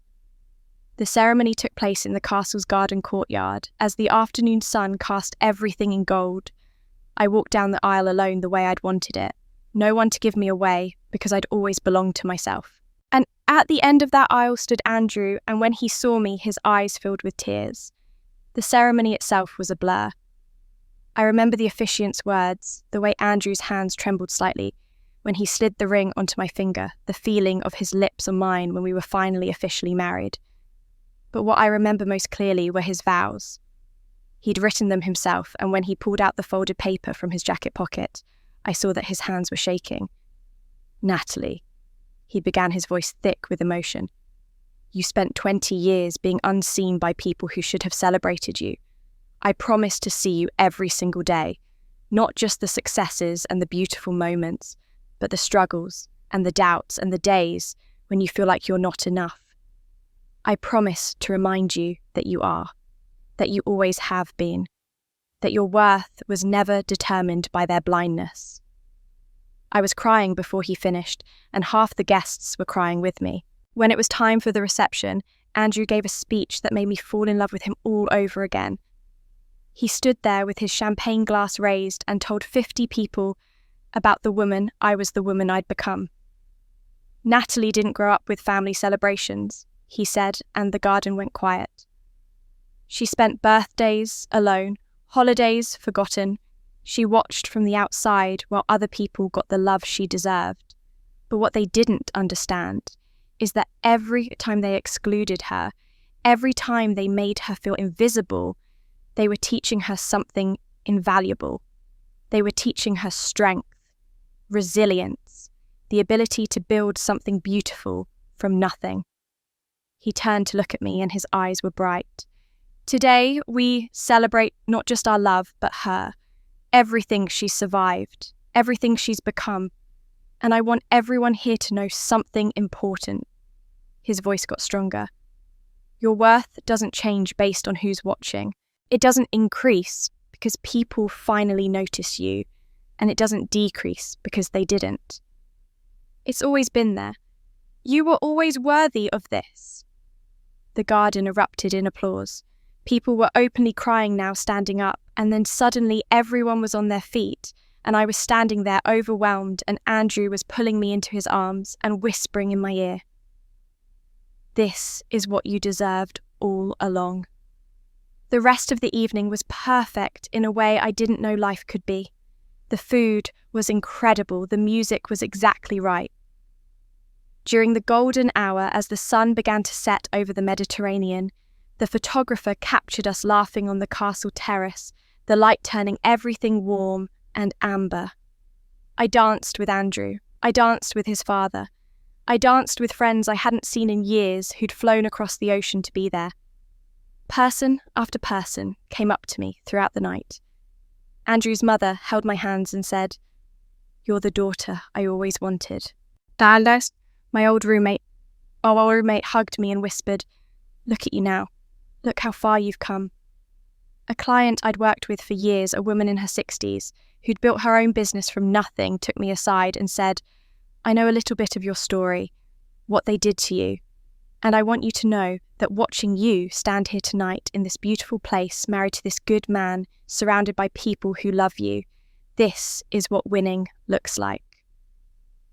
As the evening turned to night and the fairy lights came on in the garden, Andrew found me standing by the balcony railing, looking out at the water. "What are you thinking?" he asked, sliding his arms around me from behind. "I'm thinking, this doesn't feel real," I admitted. "I keep waiting for something to go wrong, for someone to tell me I don't belong here." "You belong here," he said firmly. "You belong everywhere you choose to be." I turned in his arms to face him. "Thank you." "For what?" "For seeing me, for choosing me, for making me believe I was worth choosing." He kissed my forehead. "See?" he whispered. "You were always worthy of this. They were just too blind to see it." We stayed there for a while, wrapped in each other, watching the stars come out over Monaco. Behind us, I could hear our guests laughing, the music, playing the sound of people enjoying themselves. Our photographer was still taking pictures, capturing every moment. I didn't know it then, but those photographs would change everything. By morning, those photos were everywhere. I woke up slowly, still wrapped in the soft sheets of the castle suite, Andrew's arm draped across my waist. Sunlight was streaming through the tall windows, and for a moment I just lay there, savouring the peace. My phone was on the nightstand face down where I'd left it the night before. I'd turned it off during the ceremony and hadn't bothered to turn it back on. I wanted to be present to soak in every moment without distraction. Andrew stirred beside me. "Good morning, Mrs. Chen," he murmured, and I felt a flutter of joy at the new name. "Good morning, Mr. Chen." He kissed my shoulder. "Coffee." "Please." While he called room service, I reached for my phone and powered it on. It took a moment to connect, and then it started buzzing. And buzzing. And buzzing. Notification after notification flooded the screen. Instagram, Facebook, email, text messages, hundreds of them. My phone was vibrating so hard it nearly fell off the nightstand. "What the hell?" I muttered. Andrew looked over. "What's wrong?" I opened Instagram first and my breath caught. 537 notifications. I had maybe 200 followers on a normal day, mostly professional contacts and a handful of friends. I clicked on my account and watched the number climb in real time. 600 followers, 700, 800. "Andrew," I said, my voice strange. "Something's happening." I clicked on the tagged photos and felt my stomach drop. My wedding photos, professional shots from our photographer, candid moments from guests, pictures of the castle, the gardens, me in my dress, Andrew and me at the altar. Dozens of them. And they were being shared everywhere. The first one I clicked on had been posted by a lifestyle blogger I'd never heard of with over 2 million followers. The caption read, "Self-made entrepreneur's fairy tale Monaco wedding. This is what happens when you build your own empire and celebrate on your own terms. Thread on Natalie Gibson's inspiring journey from small-town obscurity to castle wedding in the Mediterranean." The comments were overwhelming. Thousands of them. "This is what healing looks like. She deserved every moment of this. When you cut out toxic people and choose yourself first. Goals. Absolute goals." I scrolled through more posts, my hands shaking. A wedding blog had written an entire article, "From Nothing to Monaco, the inspiring story of Natalie Gibson." It detailed my business, my success, the fact that I'd built everything myself. Someone had clearly done research, found old interviews I'd given for design magazines, pieced together my story. "How did this happen?" I whispered. The photographer signed a confidentiality agreement. The venue had a strict no-phone policy. Who? Andrew was looking at his own phone now, his brow furrowed. "One of the guests must have posted something. Once it's online, it spreads." But I was already checking who'd been tagged in the original posts. Most of them were guests I knew, people I trusted. But there were a few accounts I didn't recognise. Private, pure accounts. New accounts with only a handful of posts. One caught my eye. The username was a random string of letters and numbers, the profile picture a generic sunset photo. But they'd been tagged in 3 of the most shared photos. And when I clicked through to their profile, I saw they had posted our wedding photos at 6 o'clock that morning, Monaco time. The caption was simple: "When someone finally gets what they deserve." The account had been created 2 days ago. My blood ran cold. "Andrew," I said slowly, "look at this." He came over and studied the account. His jaw tightened. "That's not a real person. That's a burner account. Someone created it specifically to leak our photos." "Who would—" He stopped. We both knew who. My phone buzzed again. This time it was a text from my old client, the 60-year-old businesswoman, who'd congratulated me at the wedding. "Natalie, congratulations again on the wedding. I don't know if you've seen, but your photos are all over social media. My daughter called me this morning to tell me she saw them. Apparently, you're trending on lifestyle blogs. I hope this is okay with you." More texts came in. Friends asking if I knew about the photos. Colleagues congratulating me on the publicity. Someone I'd gone to high school with, someone I hadn't spoken to in 15 years, sent a message. Saw your wedding online. Looks like you really made something of yourself. Congratulations. And then, buried in the flood of notifications, I saw messages from people in my hometown. People who'd seen the gossip on local Facebook groups, who'd heard through the grapevine. Is that really Mark Gibson's sister, the one who moved away? I always wondered what happened to her. Did you see that castle? That dress good for her. But the message that made my hands go numb was from someone I'd gone to school with, a woman who'd been friends with Lily. Just saw your wedding photos. They're stunning. Lily posted about it too. She seems pretty upset. Hope you're doing well. I clicked over to Facebook and searched for Lily's profile. It was public, and there, posted 3 hours ago, was a screenshot of one of our wedding photos. Her caption, "Interesting what people will do for attention. Guess some bridges really do burn." The comments under her post were mixed. Some people defending her, saying, I must have done something terrible to exclude my own family from my wedding. But others, people who'd seen the full story spread across lifestyle blogs, were pushing back. Maybe she had good reasons. Family isn't always blood. If someone cuts off their entire family, there's usually a reason. I clicked back to the lifestyle blog article and read it more carefully this time.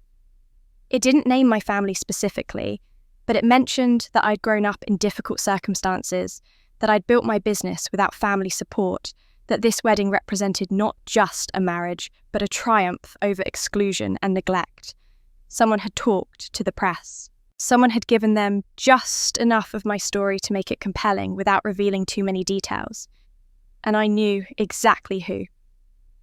It was them, I said quietly. They leaked the photos. They created that account. They wanted everyone back home to see what they weren't invited to. But why? Andrew asked. What do they gain from this?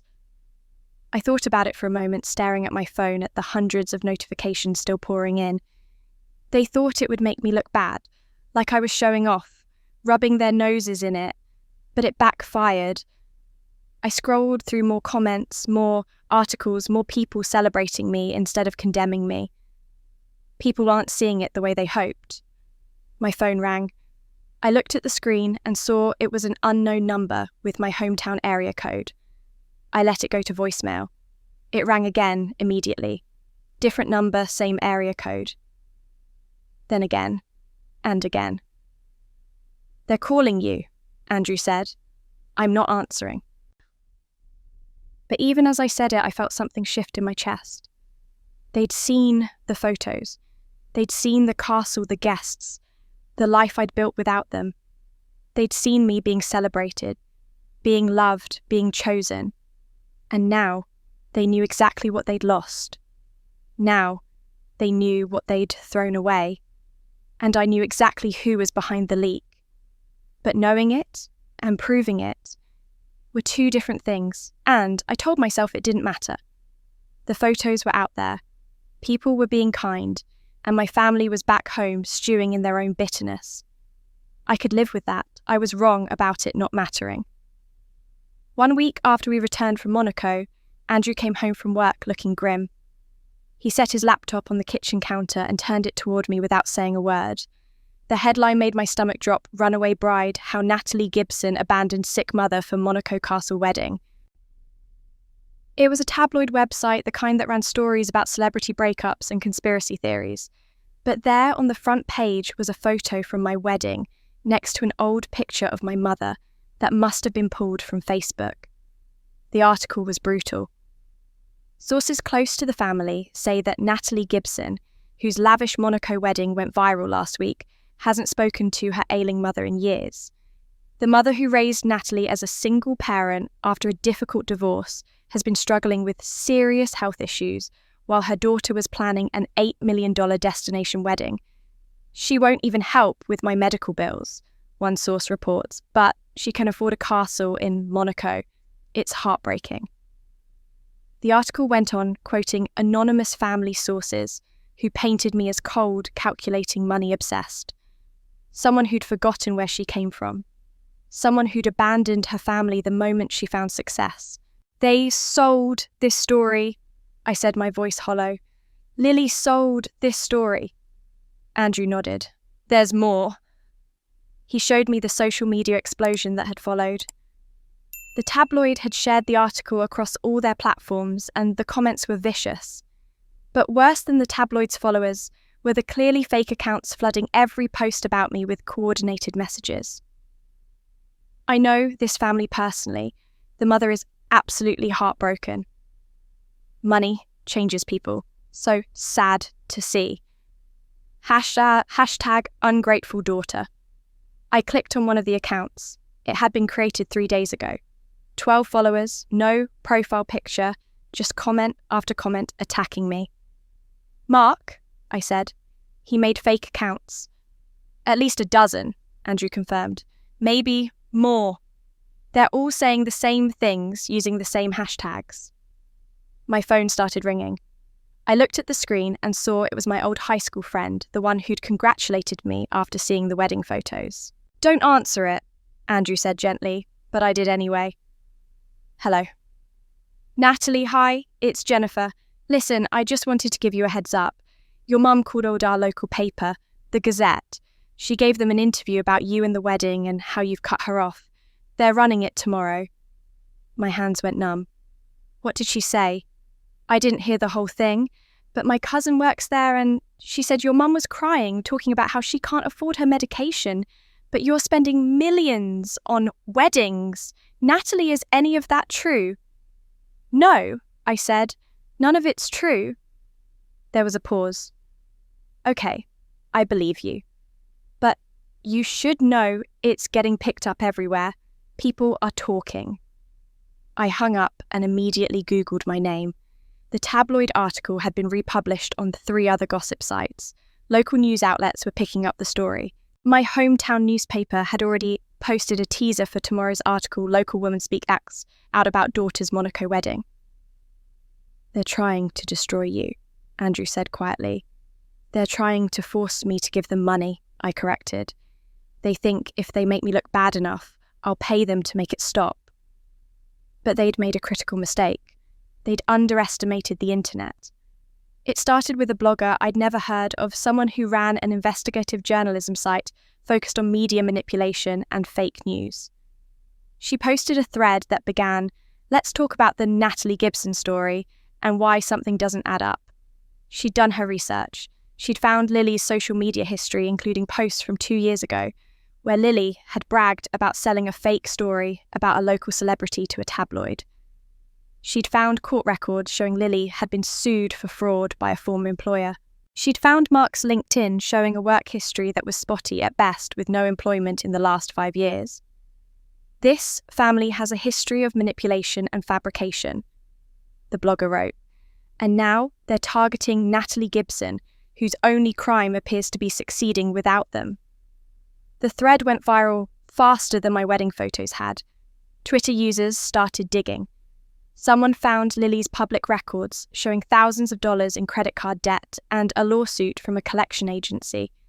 Someone else found my mother's Facebook posts from over the years, none of which ever mentioned me. Not one birthday post, not one proud mother moment.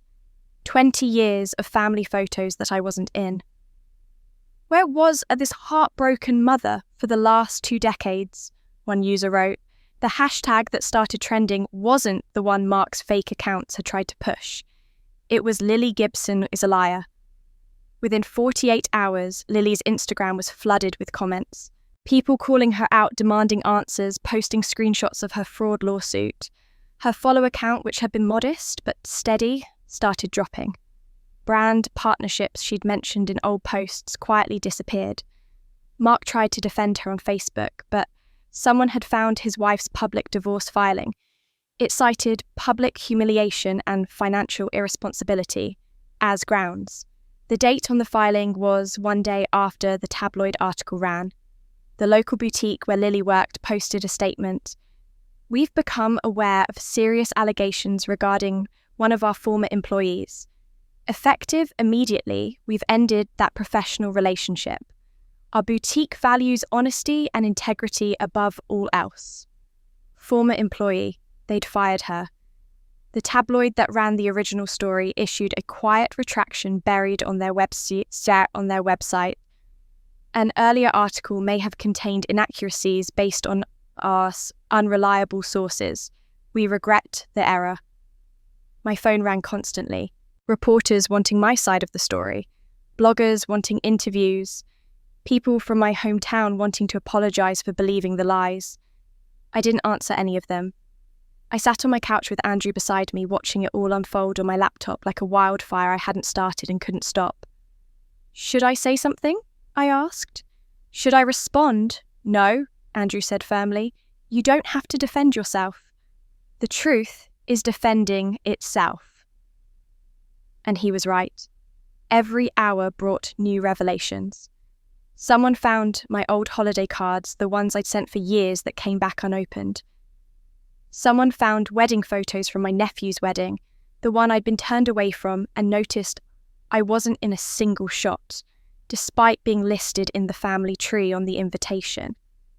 The narrative flipped completely. I wasn't the ungrateful daughter anymore. I was the survivor, the one who'd gotten out, the one who'd built something beautiful despite everything they'd done to tear me down. 3 days after the tabloid article ran, Lily's Instagram account went private. Mark's Facebook disappeared entirely. My mother's page, which had been public for years, was suddenly locked down. But the internet never forgets. Screenshots lived forever. People had saved everything. I didn't have to do anything. Karma did it for me. But karma, I was learning, doesn't stop once it starts. It keeps going consequence after consequence until there's nothing left to take.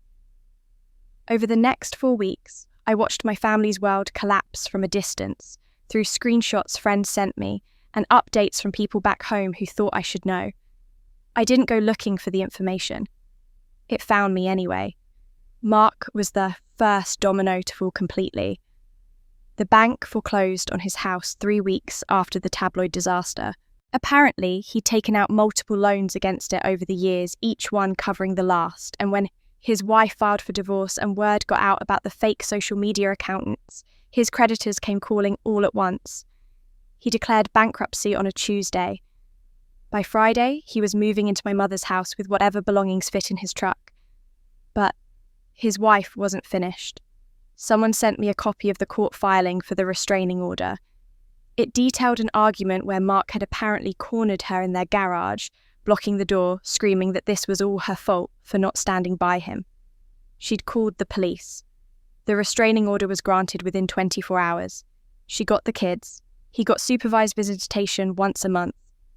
Mark found work as a delivery driver for one of those app-based services.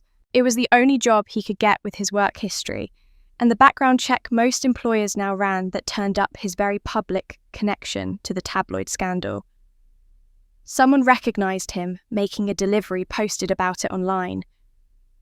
Just got my groceries delivered by the guy who tried to destroy his sister's reputation. Complained the whole time about his ungrateful family. Left him 0 tip. The post got thousands of shares. His employer received dozens of complaints. He was nearly fired, but was put on probation instead. I heard he was working overnight shifts now, the ones nobody wanted just to avoid being recognised. Lily's fall was more public.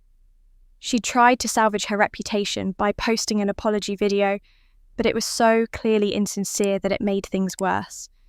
She sat in her apartment with perfect lighting and fresh makeup, talking about how she'd made mistakes and let emotions cloud her judgment, but never once actually admitting what she'd done. Never saying the words "I lied" or "I was wrong."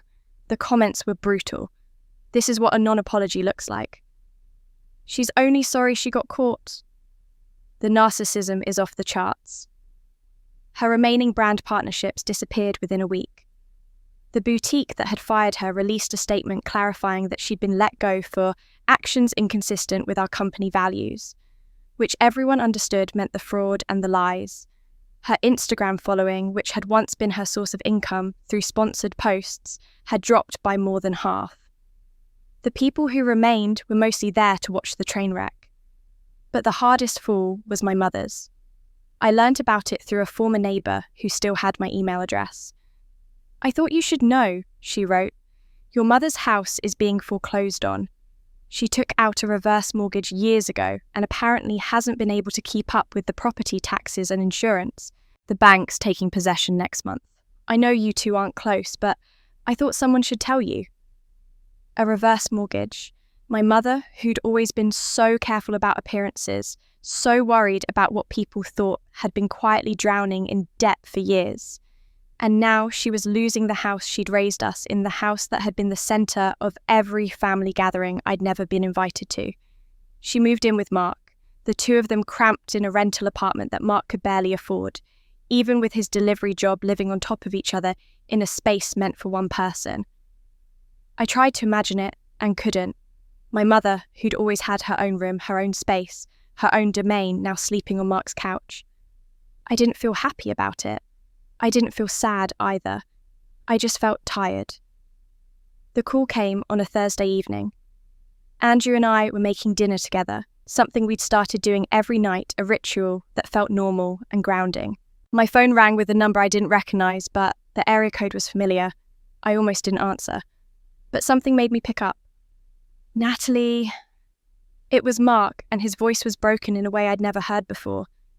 Natalie, please, listen to me. I put the phone on speaker so Andrew could hear. What do you want, Mark? Mum's homeless. He was crying, actually crying. The bank took the house. She's living on my couch and I can barely afford to feed myself, let alone both of us. She's your mother, Nat. She raised you. You have to help us. Something cold settled in my chest. I don't have to do anything. How can you say that? She's family. We're family.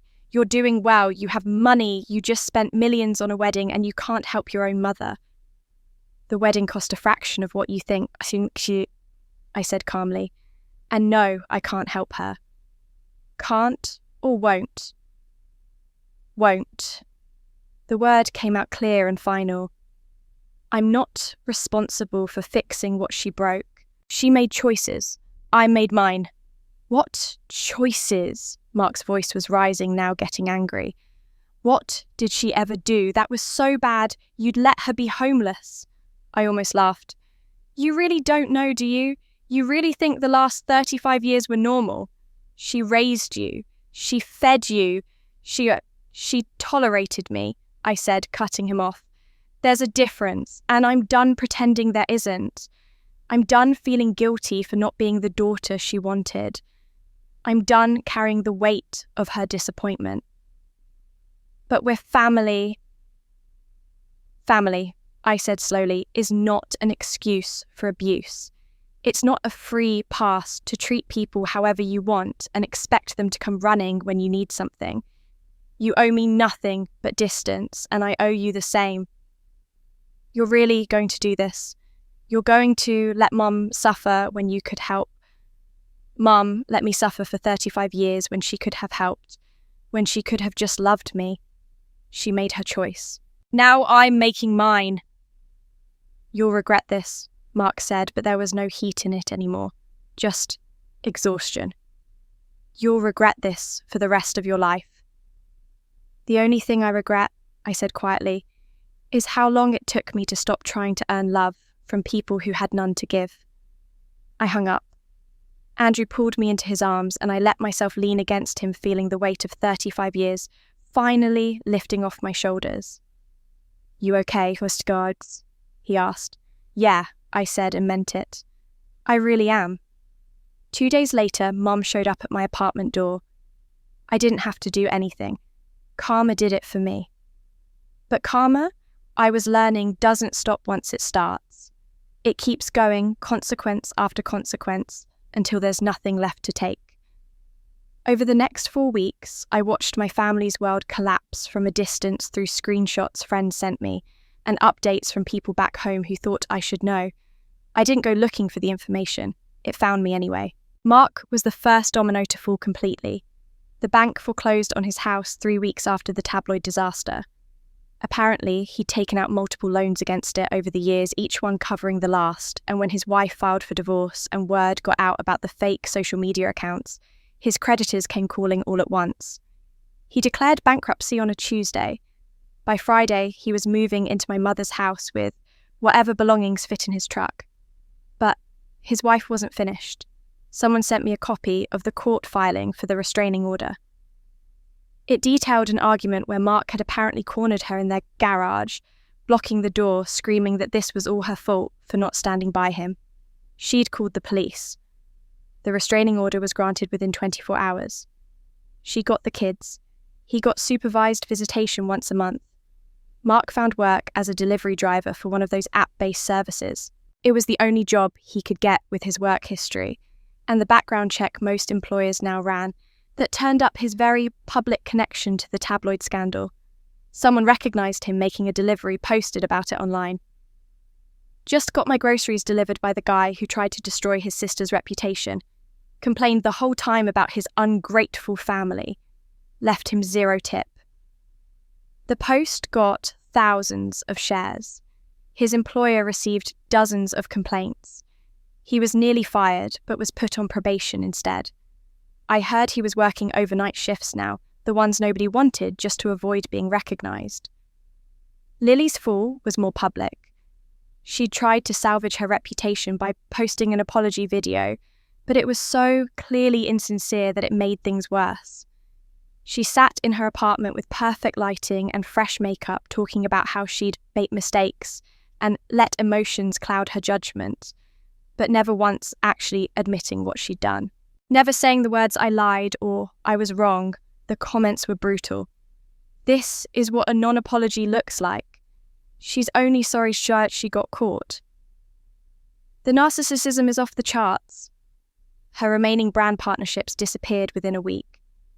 The boutique that had fired her released a statement clarifying that she'd been let go for actions inconsistent with our company values, which everyone understood meant the fraud and the lies. Her Instagram following, which had once been her source of income through sponsored posts, had dropped by more than half. The people who remained were mostly there to watch the train wreck. But the hardest fall was my mother's. I learned about it through a former neighbour who still had my email address. "I thought you should know," she wrote. "Your mother's house is being foreclosed on. She took out a reverse mortgage years ago and apparently hasn't been able to keep up with the property taxes and insurance. The bank's taking possession next month. I know you two aren't close, but I thought someone should tell you." A reverse mortgage. My mother, who'd always been so careful about appearances, so worried about what people thought, had been quietly drowning in debt for years. And now she was losing the house. She'd raised us in the house that had been the centre of every family gathering I'd never been invited to. She moved in with Mark. The two of them cramped in a rental apartment that Mark could barely afford, even with his delivery job, living on top of each other in a space meant for one person. I tried to imagine it and couldn't. My mother, who'd always had her own room, her own space, her own domain, now sleeping on Mark's couch. I didn't feel happy about it. I didn't feel sad either. I just felt tired. The call came on a Thursday evening. Andrew and I were making dinner together, something we'd started doing every night, a ritual that felt normal and grounding. My phone rang with a number I didn't recognise, but the area code was familiar. I almost didn't answer, but something made me pick up. "Natalie." It was Mark, and his voice was broken in a way I'd never heard before. "Natalie, please, please listen to me." I put the phone on speaker so Andrew could hear. "What do you want, Mark?" "Mom's homeless." He was crying, actually crying. "The bank took the house. She's living on my couch and I can barely afford to feed myself, let alone both of us. She's your mother, Nat. She raised you. You have to help us." Something cold settled in my chest. I don't have to do anything. How can you say that she's family? We're family. You're doing well, you have money, you just spent millions on a wedding and you can't help your own mother. "The wedding cost a fraction of what you think," I said calmly. "And no, I can't help her." Can't or won't? Won't. The word came out clear and final. I'm not responsible for fixing what she broke. She made choices. I made mine. "What choices?" Mark's voice was rising now, getting angry. "What did she ever do That was so bad, you'd let her be homeless. I almost laughed. You really don't know, do you? You really think the last 35 years were normal? She raised you. She fed you. She tolerated me, I said, cutting him off. There's a difference, and I'm done pretending there isn't. I'm done feeling guilty for not being the daughter she wanted.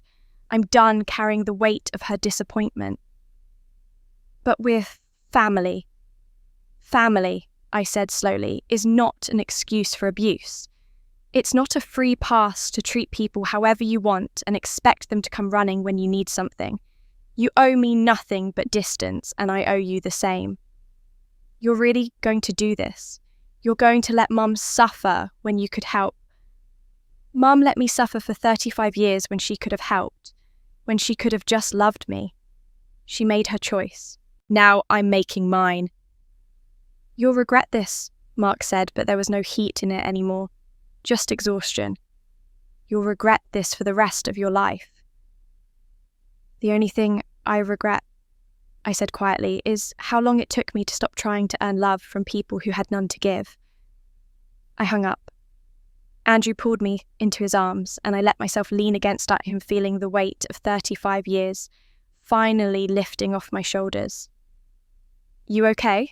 He asked. Yeah, I said, and meant it. I really am. 2 days later, Mum showed up at my apartment door.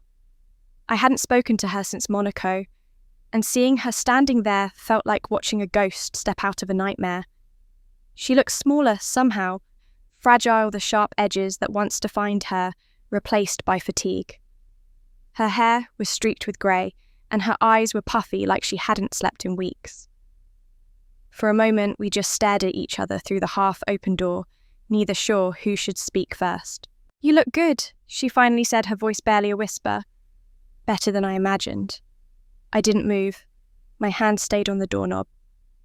What are you doing here? I asked. I thought you made it clear you wanted nothing to do with me.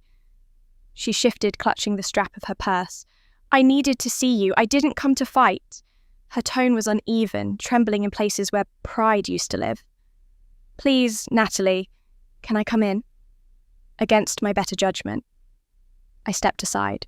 She moved slowly through the doorway, her eyes wandering over the apartment, the framed photos, the sunlight spilling across the hardwood, the quiet. You've made a life for yourself, she said as if it surprised her. It's beautiful.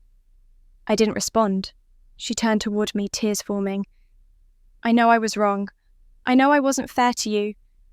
But we didn't know you'd become this successful. If you'd known what I asked, quietly, if you'd known I'd turn out fine, you would have treated me like a daughter. She flinched. That's not what I meant. Then, what did you mean I pressed? You didn't have to know who I'd become.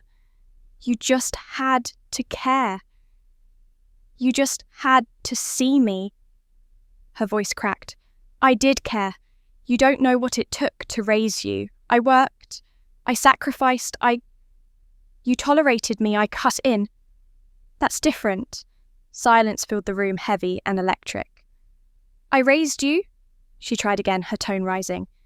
I gave you food, a home, everything you needed. You gave me the bare minimum, I said. And even that came with a price. Her eyes hardened, the old defensive glint flashing for a second. You always think you're the victim. You have no idea what I went through. Then tell me, I said, crossing my arms. Tell me why I was never enough. Her lips trembled. Then suddenly her composure broke. Fine, you want the truth. You're not my blood, Natalie. You never were. Your father had an affair. You're the result of that mistake. Every time I looked at you, I saw her in him and everything they took from me. The words hung between us like broken glass. My throat tightened, but I didn't speak. I had wondered for years, had felt it in every silence, every cold stare, but hearing it said aloud still landed like a punch to the chest. She looked down at her hands, twisting them together. I tried to love you, she said weakly. God knows I tried. But every time you smiled, I saw him. Every time you succeeded, I thought of everything he ruined. So you punished me for existing, I said, voice steady. That's what you're saying. You don't understand, she insisted, her voice breaking. He destroyed me. He left, and everyone pitied him. I had to raise you alone, knowing you were the living reminder of my humiliation.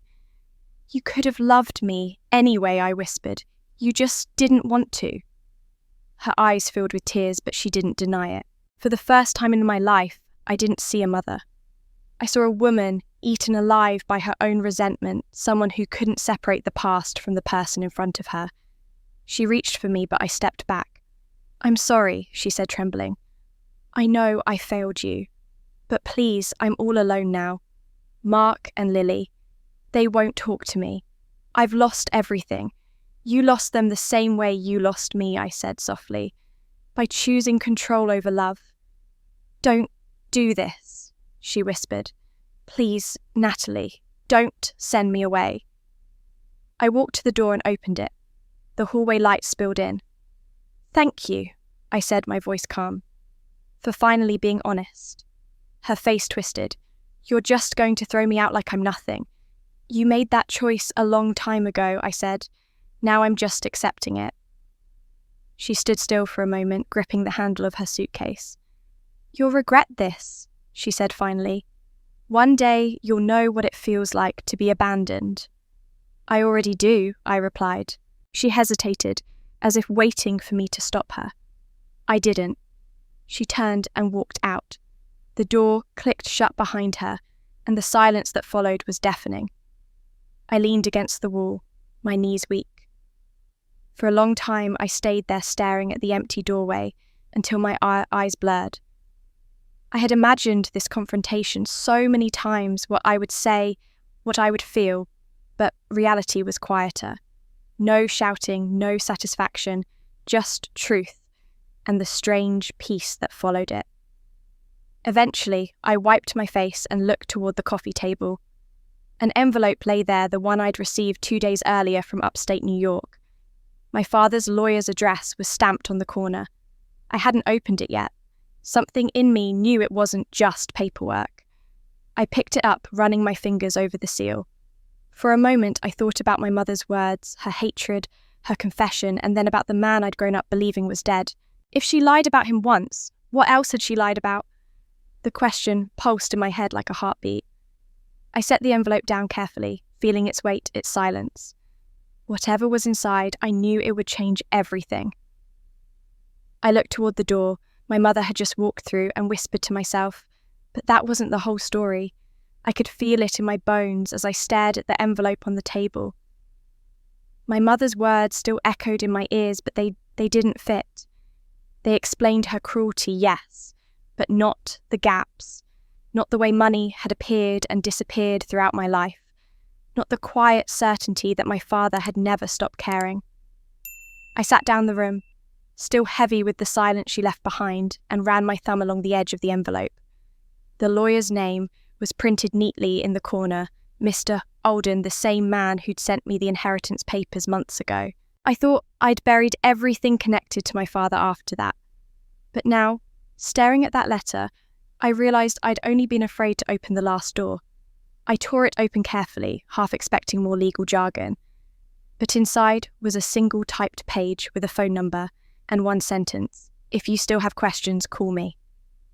It was nearly midnight, but I dialed anyway. To my surprise, someone answered on the second ring. Ms. Gibson. The voice was older, steady. "This is Harold Alden. I thought I might hear from you. I need to know everything," I said quietly. "All of it." There was a pause on the line long enough that I heard the faint sound of papers rustling. Then, "I think it's time," he said. "You deserve the truth." He began slowly, his voice both factual and gentle. "Your parents divorced when you were 8. It was an ugly case. Your mother accused your father of domestic violence, false claims, as the court later suspected. But at the time, it was enough. The judge granted a restraining order.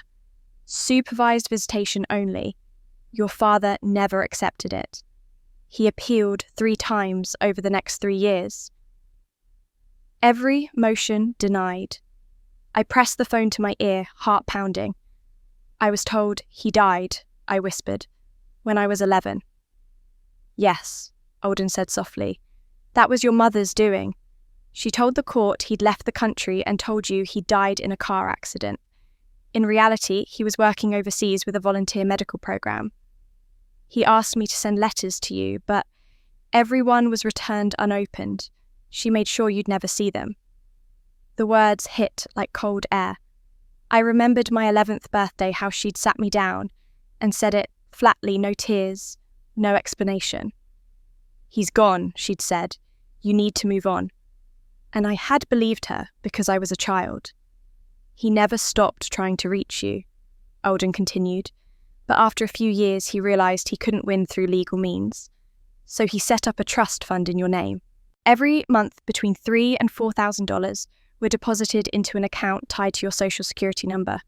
The idea was simple. He wanted you to have a safety net. College, a home, whatever you needed. He wanted you to be cared for. I frowned, gripping the phone tighter. I never had access to that money. No, the lawyer said, his tone darkening. Your mother did. As your legal guardian, she was supposed to transfer the account to you when you turned 18. Instead, she continued accessing it using your social security number, claiming she was authorized. I have records of every withdrawal, every forged signature. The money was spent on mortgage payments, renovations, and multiple transfers to accounts belonging to Mark and Lily. Your father assumed it was being used for you. He died still believing that. My chest tightened. How much? Over $300,000, he said. Maybe more. Unfortunately, the statute of limitations limits how far we can go back, but the evidence is clear for the last 6 years. I sat there staring at the dark window, my reflection fainting against the city lights. $300,000. Years of security, of education, of possibility, all stolen before I even knew it existed. He thought it was helping me, I said quietly. He thought he was doing something good. He was, Alden said gently. He wanted you to have choices. He wanted you to know he'd never abandoned you. I spoke to him often.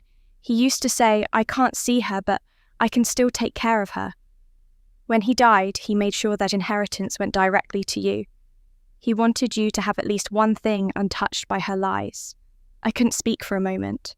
All I could see were the years of loneliness, of waiting for a phone call that never came, of thinking I wasn't enough. And all that time he'd been there trying. Why didn't you tell me sooner, I finally asked.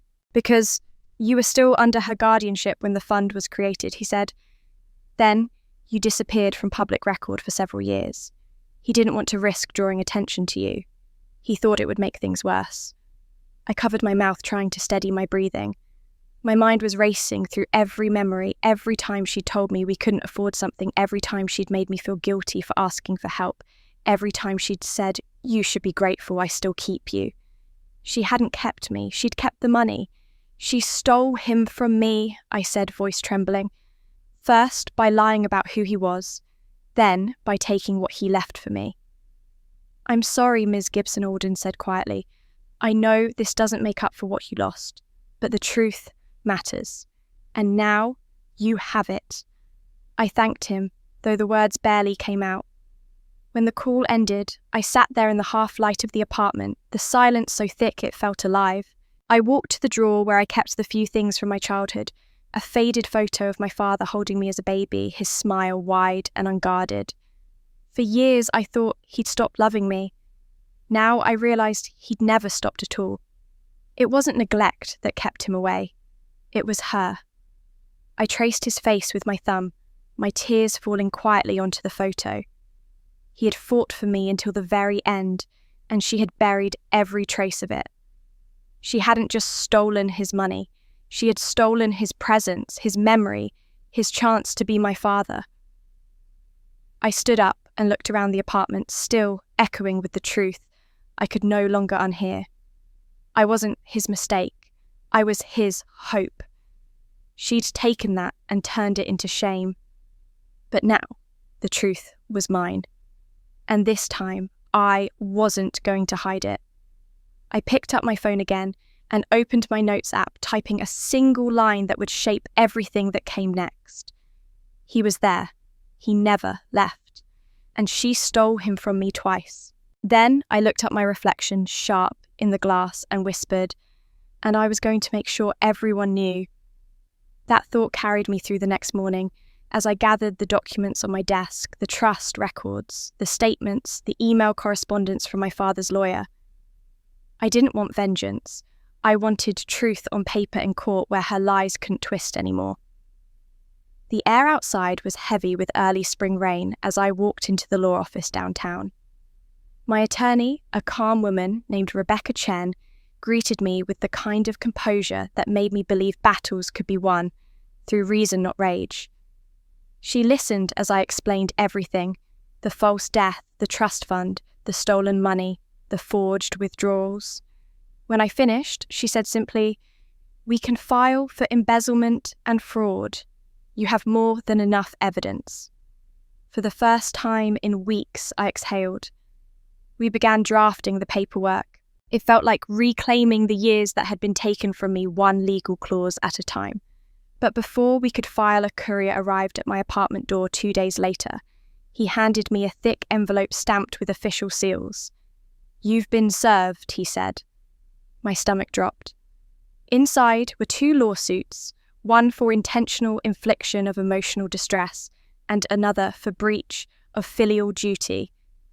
I blinked at the words, barely believing them. My mother was suing me. The woman who'd stolen hundreds of thousands of dollars was now accusing me of causing her severe psychological trauma and refusal to provide elder care. It would have been laughable if it didn't feel like a trap closing around me. Rebecca reviewed the documents later that day. "They're claiming you humiliated her publicly," she said, scanning the pages. "That you used your wedding to slander her reputation and left her destitute despite your wealth." She sighed. "This is designed to corner you emotionally. They're playing the sympathy card."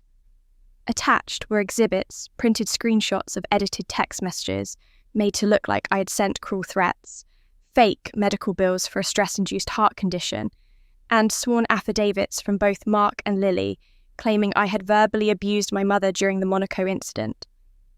My pulse pounded in my ears as I looked at the signatures. They're doubling down," I said quietly.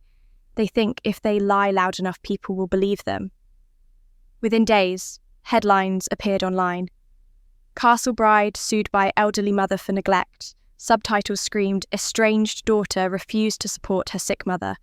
Comment sections filled with noise. Some defended me, but others didn't. "Maybe there are 2 sides to the story," one wrote. "Money changes people." Another said, "If she really cared, she'd help her mother no matter what." I stopped reading after the first hour. Even silence from strangers could feel like judgment. Andrew found me sitting in the living room that night, laptop closed, unread messages piling up on my phone. He poured 2 glasses of water and sat beside me. "Rebecca told me about the filing," he said. "We'll fight it." "It's not just a fight," I murmured. "It's a performance. She's turned it into theatre again, me as the villain, her as the fragile mother." I rubbed my temples. They edited messages, Andrew. They forged documents. "How do you fight people who don't care about truth?" He looked at me carefully. "By holding on to your own." He hesitated, then asked, "Are you sure you want to do this publicly?" "It's going to get ugly. The media will dig into everything." I thought about it for a long time. I could almost hear my father's voice from that letter, his quiet persistence, the way he never stopped trying, even when he was silenced. "I'm not taking revenge," I said finally. "I'm choosing justice." There's a difference. If I stay silent now, I'm telling every woman like me that their pain doesn't matter. I won't do that. The next morning, Rebecca and I filed a counter-lawsuit. Fraud, forgery, embezzlement. The evidence spoke for itself: 27 years of bank records showing money transfers from the trust fund, all leading to her accounts. Letters from my father proving intent. Old restraining order documents confirming the lies she told the court decades ago. Even the metadata from those so-called text messages revealed they'd been altered file names traced back to Mark's email. I watched as Rebecca placed everything into a single binder, thick and undeniable. The day we filed, I drafted a public statement. I sat at my desk, the cursor blinking in front of me, and thought of the thousands of women who had written to me after my story spread online, the ones who said, "You gave me courage to leave." I owed them honesty. My fingers trembled slightly as I typed. The truth isn't pretty, but it's time. I attached no evidence, no explanation, just that single sentence. Within an hour, it was shared across platforms. Some called it defiant, some called it cold. I called it peace. A week later, I received a call from a local reporter. "Do you want to make a statement about your mother's claims?" she asked. "There's growing public interest." I told her no. "The courtroom is where the truth belongs," I said, "not the internet." She sounded disappointed, maybe even surprised. But I meant it. I didn't want to win in headlines. I wanted to win in record. That night, Andrew and I ate dinner in silence. The storm outside rattled the windows, but inside it was strangely calm. "She's scared," he said after a while. "That's why she's striking first." "She should be," I replied. But the truth was I wasn't angry anymore. I was tired. Tired of defending my existence, tired of being rewritten by people who never truly saw me. Still beneath that exhaustion was something stronger, a steady pulse of resolve. For the first time, I wasn't running from the past. I was facing it. Rebecca called again the next morning. "They've requested an expedited hearing," she said, "but the judge set the trial for 6 months from now. That gives us time to prepare." I nodded, looking out the window at the grey sky turning pale with dawn. 6 months. Enough time for the world to move on again, enough time for me to gather every truth she tried to bury. I thought of my father, how he'd spent years fighting a system that refused to listen, and felt a quiet sense of continuity. He had fought for me when I was a child. Now I would fight for the woman I'd become. I closed my eyes and whispered the words out loud, letting them anchor me to what was real. Justice, not revenge. Outside, the rain eased into a drizzle, faint light breaking through the clouds. Somewhere out there, she was probably spinning another version of me, one more suited to her story. But it didn't matter anymore. For once, I had the evidence, the truth, and the strength to stand on them. Whatever storm was coming, I was ready. The court date was set, 6 months away. That single line became the boundary around my days, the silent countdown beneath everything I did. I told myself I wouldn't waste that time drowning in anxiety. I needed to stay focused, grounded, alive. The first week after the filing, I opened a blank document on my laptop and typed 3 words across the top: "The Forgotten Daughter." I didn't know yet if it would be a memoir, a confession, or an act of survival. I only knew I needed to put the story somewhere outside of me, where it couldn't keep echoing in my head. Writing had always been how I made sense of things, designing visuals, telling stories for clients, but this time it wasn't about a client, it was about me. Every morning I sat at the kitchen table with coffee and wrote until my hands ached. Sometimes I managed 5 pages, sometimes 1 paragraph. Some days I cried halfway through a sentence and had to walk away. Other days I couldn't stop typing, as if the words had waited years for permission to exist. I wrote about the years of silence, the cold dinners, the phone calls that never came. I wrote about the lies that shaped me before I knew how to question them. And as I wrote, I began to notice something shift. The story didn't sound like weakness anymore. It sounded like survival. Rebecca suggested I see a therapist during the waiting period. Trials aren't just legal battles, she said. They're emotional minefields. So I started seeing Dr. Myers once a week. She was a quiet woman with kind eyes who rarely interrupted. During one session, she asked, "When you finish this book, what do you want readers to know?" I stared at the ceiling before answering. That they're not alone, I said. That leaving doesn't make you a bad person. That you can grieve the family you needed while accepting the one you had.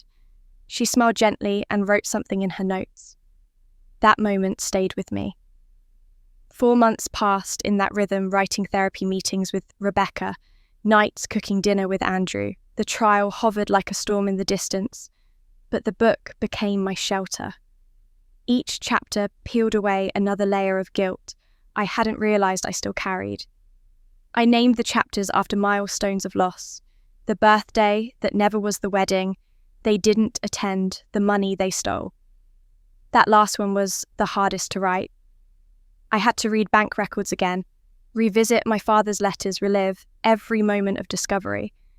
But when I finished, I didn't feel vengeful. I felt free. I told the truth simply, factually, without bitterness. I wanted readers to see what happens when love turns into power and what it costs to reclaim it. By the time I finished, 4 months had passed. I sent the manuscript to a small independent publisher that focused on women's memoirs. They read it in 2 weeks and said yes immediately.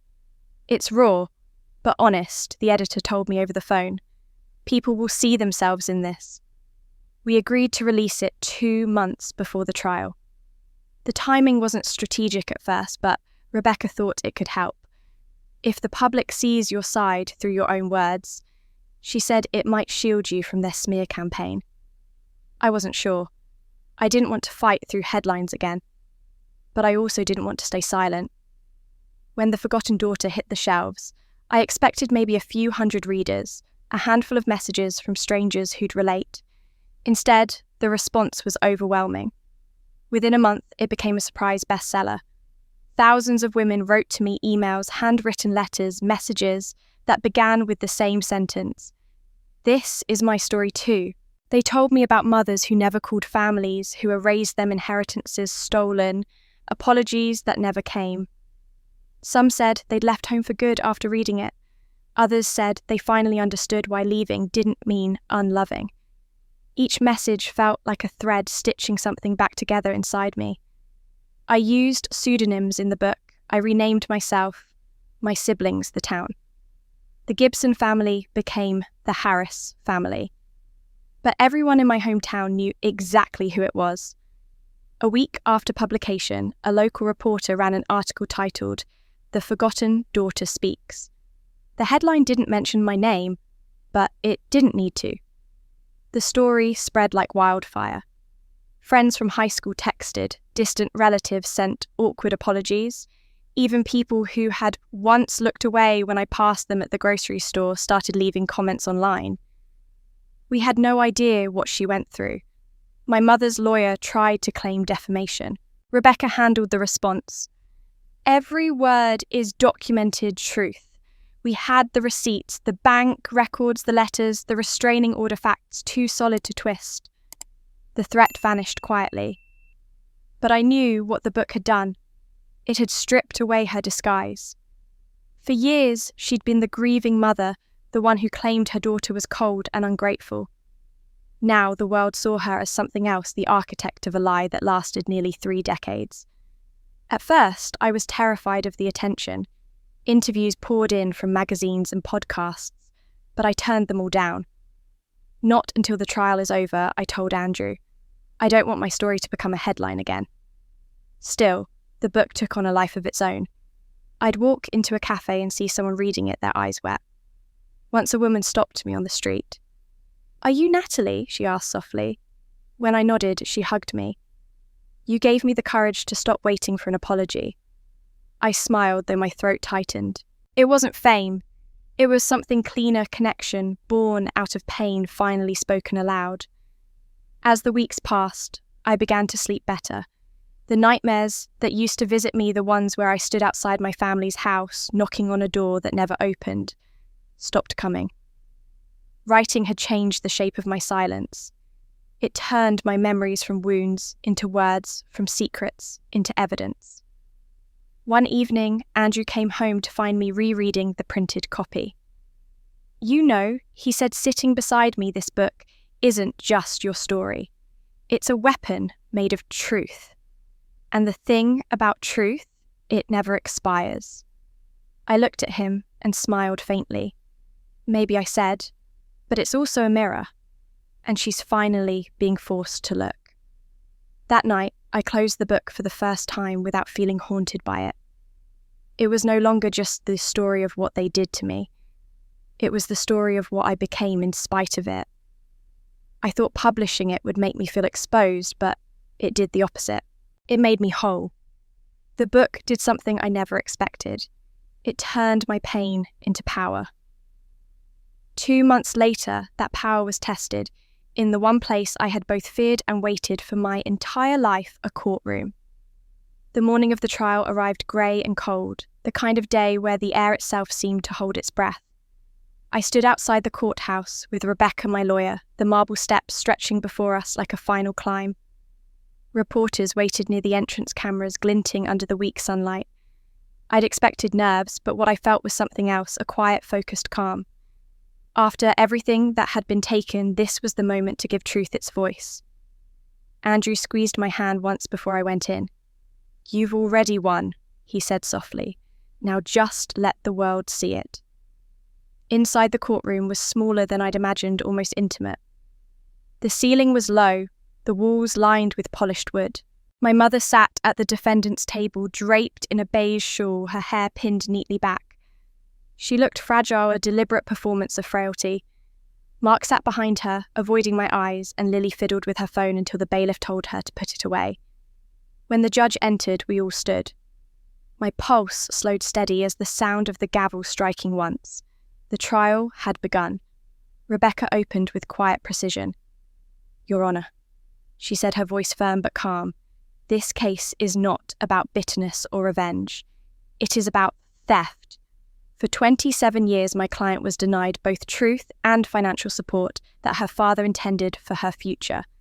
We will show evidence of consistent embezzlement from a trust fund established under her name, unauthorised withdrawals, made using her social security number, and a pattern of deception that deprived her of not only her inheritance, but her history." She paused, letting the silence stretch. "This is not a family dispute. It is a fraud case with paper trails, witnesses, and proof." I watched my mother from across the room. Her face remained expressionless, but her hands clutched her shawl tighter. Rebecca continued laying out the timeline. My father's divorce, the false accusations that kept him away, the monthly payments meant for me, and the hundreds of thousands siphoned away into her accounts. She spoke plainly without drama, letting the documents do the weightlifting.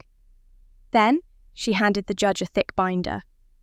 "These," she said, "are the records of every transfer totaling over $300,000, matched with withdrawals made under the defendant's signature."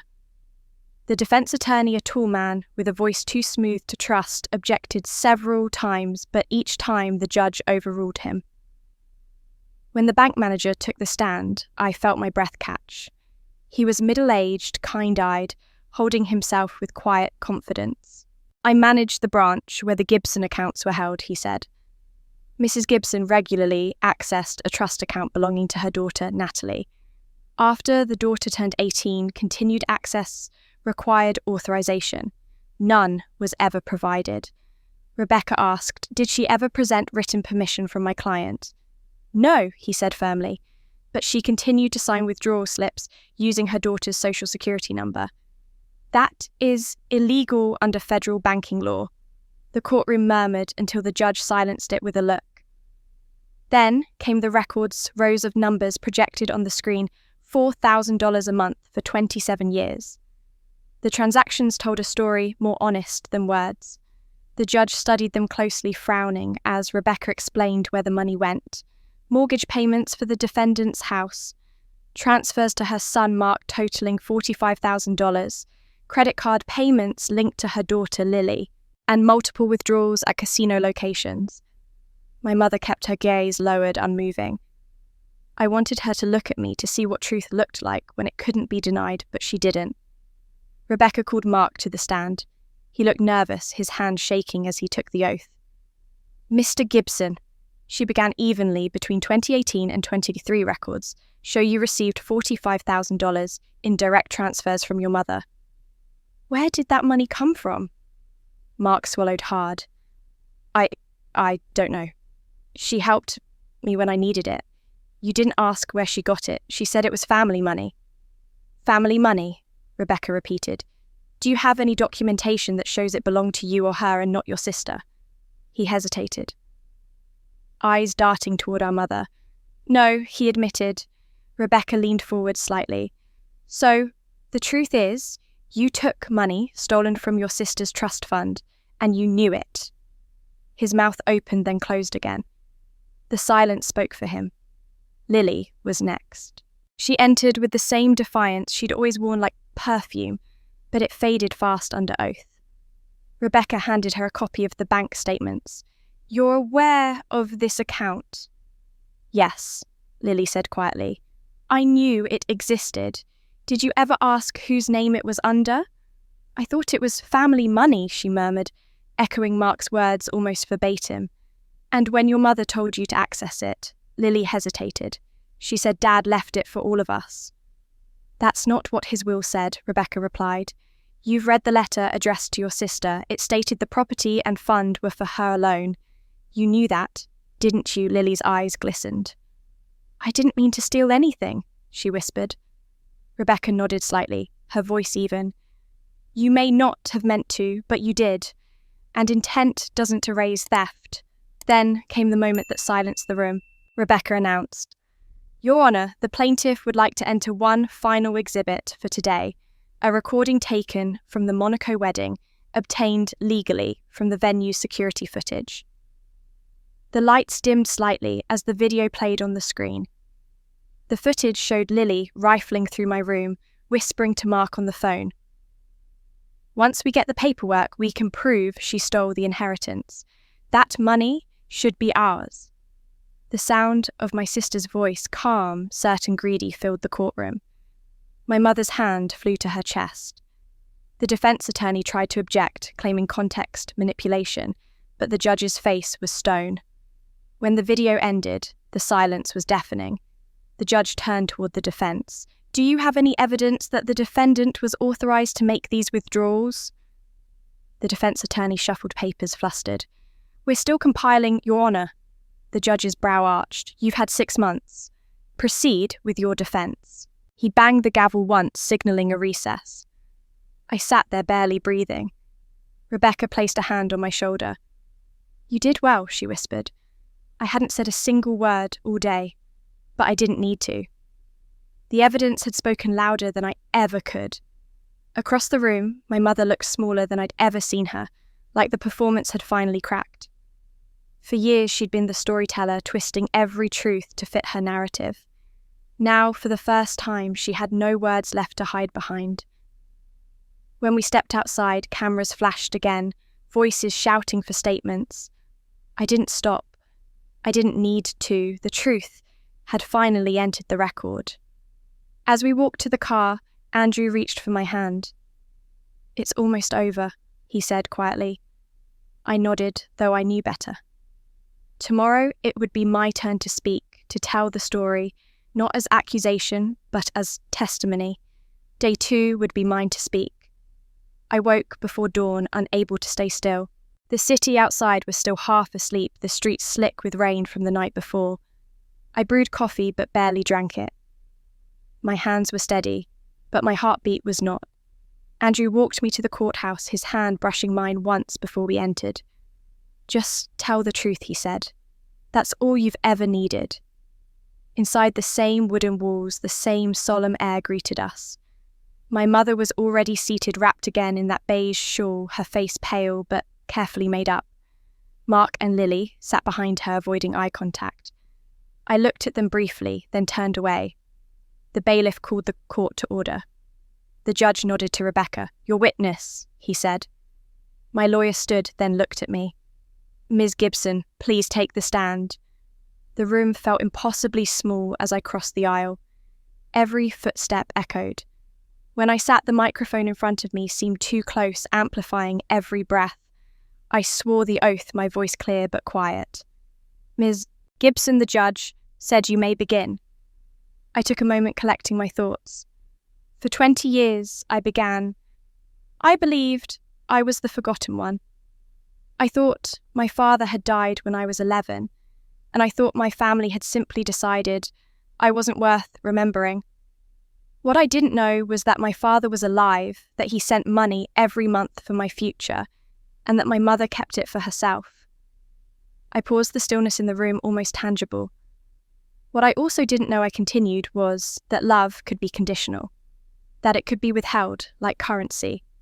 I was raised to believe I owed my family gratitude for existing.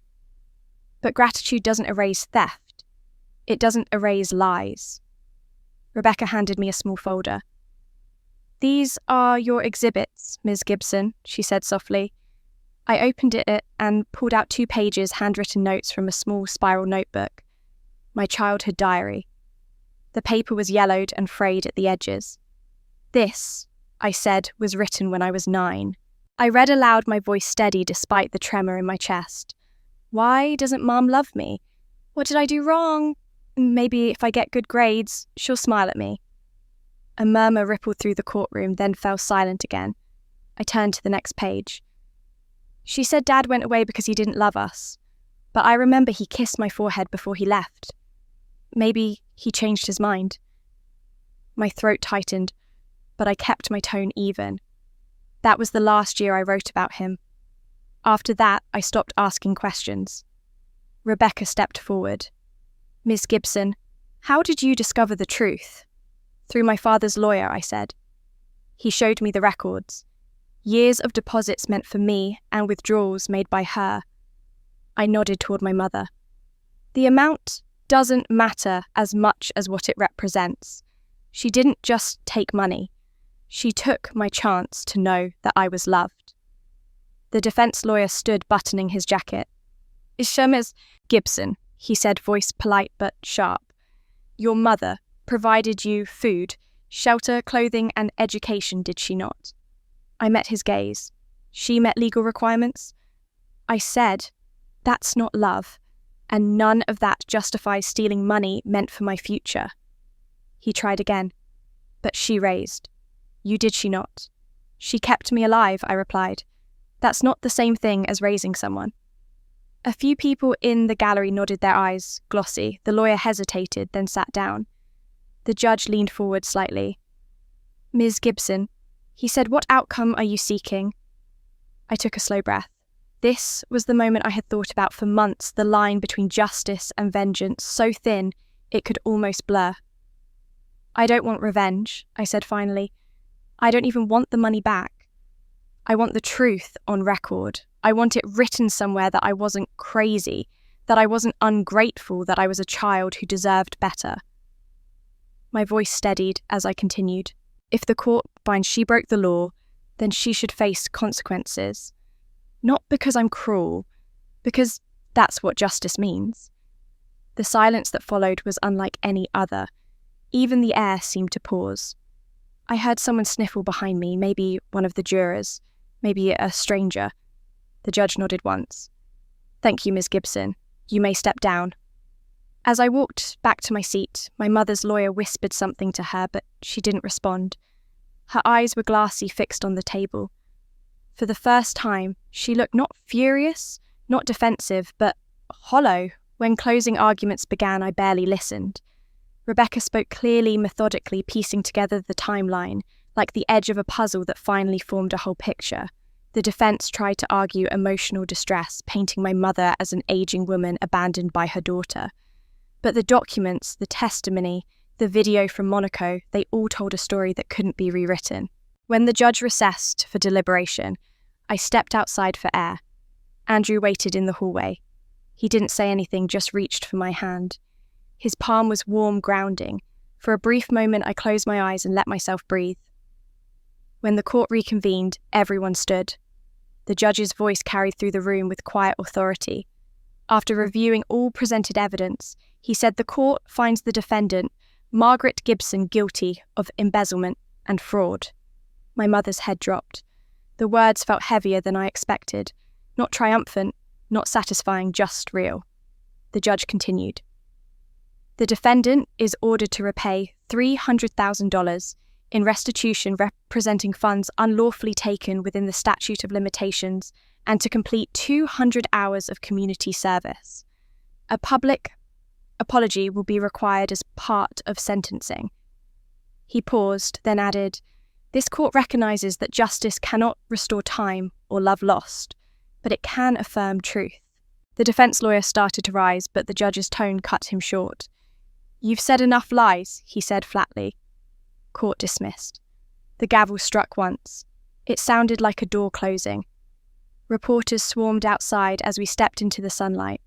Microphones were everywhere, voices overlapping. "Natalie, do you have a comment? Do you forgive her?" I stopped for the first time all day. The cameras clicked, the crowd leaning forward. "I forgive her," I said slowly. "Not for her sake, but for mine." But forgiveness doesn't erase consequences. That's what justice means. The murmurs started immediately echoing down the courthouse steps, but I didn't stay to listen. Andrew guided me toward the car, his hand steady on my back. As we drove away, the courthouse faded behind us, small and distant against the skyline. I thought of my father, of how long he'd waited for truth to be seen. I thought of the child who once wrote, "Maybe if I get good grades, she'll smile at me." That little girl would never have believed this moment possible.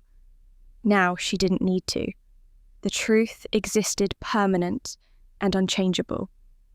For the first time, I felt something close to peace. The world fell silent. Then it roared.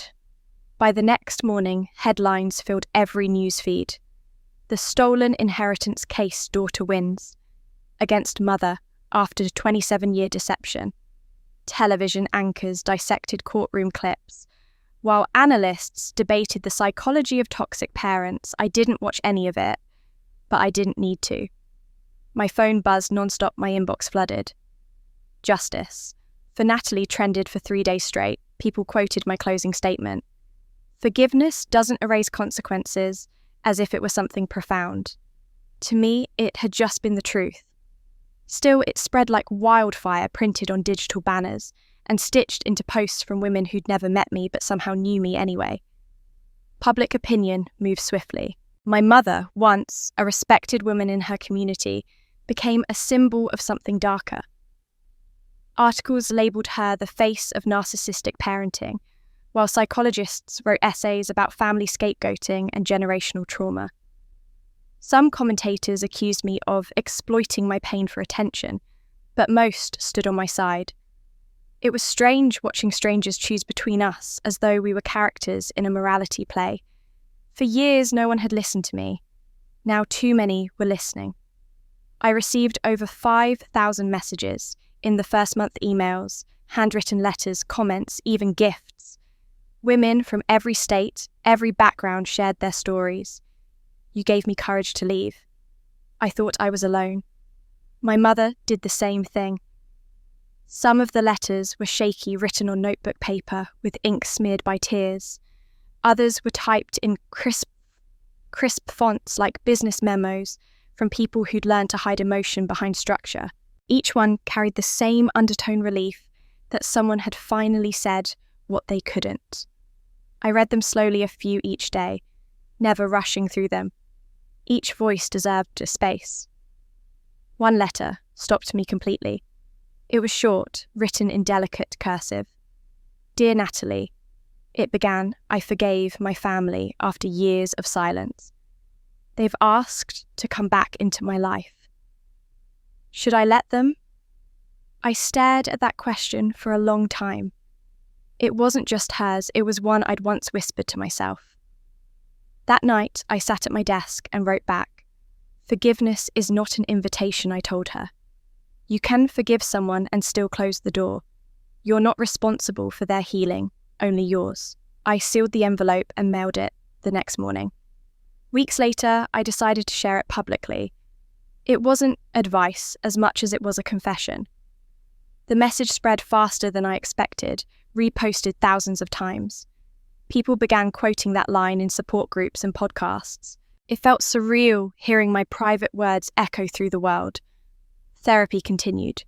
Dr. Myers once asked me if I felt vindicated. I thought about it carefully before answering.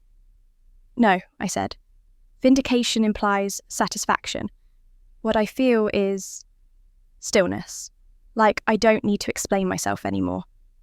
She nodded, then asked, and forgiveness, that question lingered. Forgiveness, I said slowly, isn't a single act, it's a boundary. You stop expecting them to fix the damage, and you stop letting the damage define you. She smiled faintly, jotting something down. For the first time, I didn't need her to tell me what healing looked like. I could feel it taking shape. I started journaling again, something I hadn't done since before the trial. The entries weren't about anger anymore. They were about reconstruction, how to live after survival stops being your only focus. One night, I wrote something that I later shared in a follow-up book. For years, I thought if I just loved them enough, they'd change. But you can't heal people who don't want to be healed. You are not responsible for their journey, only yours.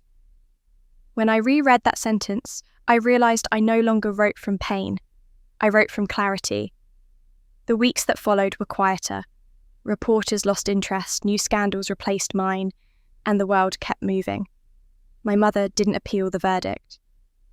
The restitution process began, but I told Rebecca not to update me on the payments. I didn't want to count. Money had been the weapon that fractured us, and I refused to let it become the measure of closure.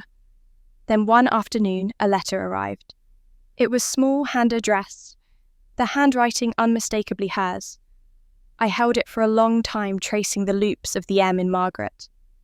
For a moment, I wondered what it said. An apology? An excuse? A plea? Andrew watched me from across the room, but didn't speak. I turned the envelope over and saw my own name written in the same careful script that had once signed permission slips and report cards. Without thinking, I slid it back into its packaging and wrote, "Return to sender." The sound of the mailbox closing was oddly final, like setting down a weight I'd carried too long. That night, I sat outside on the porch, the air cool and quiet. The wind rustled the pages of my open journal, and I thought about that letter sitting somewhere in transit, heading back to her unopened. I didn't feel satisfaction. I didn't feel guilt. Just peace, clean, simple peace. The kind that doesn't need witnesses or applause. It wasn't victory, it was release. As I watched the sky darken, I realized healing didn't arrive all at once. It came in fragments, letters, silences, truths, acknowledged without needing to be forgiven. Every step forward was both an ending and a beginning. My story had gone public, but the real work was private now, happening in the quiet spaces between recognition and rest. But I wasn't done healing yet. 6 months passed after the trial and life began to find a rhythm again, one that didn't revolve around defense or survival. For the first time in years, my mornings started with peace instead of dread. I spent long hours by the ocean writing, walking, sometimes just watching the horizon without needing to understand it. One morning, while reviewing a stack of letters from women who had written to me after the verdict, an idea came to me not as a burst of inspiration, but as something gentle and inevitable. I realized I wanted to give back to the girls who were like me, once lost, unseen, told they were too much or not enough. That same week, I founded the Forgotten Daughters Scholarship, a $50,000 annual program for young women who came from broken or toxic family backgrounds and still dared to dream anyway. Rebecca helped me navigate the legal setup, and within 2 months, we partnered with a national nonprofit that supported women escaping abusive homes. Donations started pouring in from readers of my book, Strangers, who said they wished someone had believed in them when they were young. By the time we launched, we had enough funding for 5 scholarships. The ceremony was small, held in a sunlit hall by the coast. As I looked at the rows of young women in front of me, some barely older than I'd been when I left home, I felt a calm I hadn't known before. When I stepped up to the microphone, the words came easily. "You don't need a perfect family to have a beautiful life," I said. "You just need one person who believes in you. And sometimes that person is you." Afterward, the first recipient approached me. She was 19, with trembling hands and tear-filled eyes. "My parents disowned me when I said I wanted to go to college," she whispered. "I thought it was over for me. But you showed me it's possible." She hugged me tightly, her shoulders shaking. I held her for a moment longer than expected, because I knew that ache in her chest. The hollow space where belonging was supposed to be. "You'll fill it with your own story," I told her quietly, "and it will be more beautiful than anything they could have written for you." That night, I reread my speech alone. The words didn't sound like the woman who once cried over closed doors. They sounded like someone who had learned to build her own. Healing, I realized, wasn't about forgetting what had happened. It was about creating something honest out of the wreckage. A few weeks later, I was invited to speak on a podcast about family estrangement. The host, a warm woman in her 40s named Dana, welcomed me into her small studio overlooking the city skyline. We talked for nearly an hour about boundaries, grief, and rebuilding a sense of self after years of gaslighting. Near the end, she leaned forward and asked, "What would you say to women who stay in toxic families because they're afraid to leave?" I took a deep breath. "I'd tell them you can't pour from an empty cup," I said. "Fill yours first. Leaving isn't selfish. It's survival. It's choosing yourself when no one else will." When I finished, Dana's eyes glistened. She whispered, "Thank you. I needed to hear that." The episode aired a week later and went viral overnight. People called it the anthem for the forgotten, and I received another wave of messages this time, not from pain, but from hope. Through it all, Andrew stayed beside me quietly, never asking for more than my presence. We'd grown closer, not through grand gestures, but through simple things. Coffee on the porch, shared silence, evenings cooking dinner together without a word about the past. One evening, he found me standing by the water, the ocean stretching out under a lavender sky. The wind carried the faint scent of salt and jasmine. "You okay?" he asked. I looked out at the waves, their steady rhythm echoing something inside me. For the first time in 27 years, I said softly, "Yes." He didn't respond, just smiled and stood beside me, his hand brushing mine as the tide crept closer to our feet. We walked back home as the sun dipped below the horizon, the house glowing with quiet warmth. I made tea, turned on a lamp, and sat by the window, rereading one of my old journal entries, the one where I wrote about forgiveness not being an invitation. It still rang true. Peace wasn't the absence of pain. It was learning to stop reopening old wounds, just to prove they'd healed. I thought about how far that truth had carried me, from courtroom to coastline, from silence to purpose. As evening settled, the house was calm, filled only with the sound of the waves beyond the glass. I was jotting notes for a new project when the doorbell rang. The sound startled me. It was late and we weren't expecting anyone. Andrew glanced at me from the kitchen. I stood, my heartbeat quickening as I crossed the room. The air seemed to shift heavy with something unspoken. I reached for the handle, hesitated for half a breath, then pulled the door open. Standing there was someone I never expected to see. He was older now, thinner than I remembered from the photograph I'd once seen in my father's lawyer's office. His grey suit hung loose on his frame, his eyes soft but sharp behind rimmed glasses. "Miss Gibson," he said, his voice gentle. "I'm sorry to come unannounced. I'm Thomas Hale. I worked for your father many years ago." My breath caught. "Yes," I said quietly. "I remember." He nodded, clutching a small wooden box in both hands. "Your father left this with me. He gave very specific instructions, deliver it only when certain conditions were met. After following the news about your case, I realized the time has come." He paused, studying my face. "You're ready now." I invited him inside. The living room was dim, the sky outside tinted with the last traces of twilight. He set the box on the table with care as if it contained something fragile. "He recorded this about 6 months before he passed," Thomas said. He knew he didn't have much time left, but he wanted to make sure you'd hear his words only when the truth could reach you freely. I sat down, my hands resting on my knees, afraid to touch it. "Why now?" I asked. He smiled faintly. "Because the truth no longer hurts you, it heals you." That's what he hoped for. Then he stood, nodding once. Take your time. He loved you very much. When the door closed behind him, the house fell silent. Andrew joined me on the couch, his expression gentle. The box was made of mahogany, smooth and polished. I opened it slowly. Inside were 3 things: a folded letter sealed with an old crest, a silver wristwatch with a crack along the glass, and a small USB drive. My throat tightened. The watch was familiar. I had seen it once in an old photo of my father holding me as a baby. I picked it up, the metal cool against my skin. The ticking had long stopped, but somehow it still felt alive. I unfolded the letter carefully. The paper was yellowed at the edges, the handwriting neat and deliberate. My dearest Natalie, if you're reading this, it means the truth has finally come out.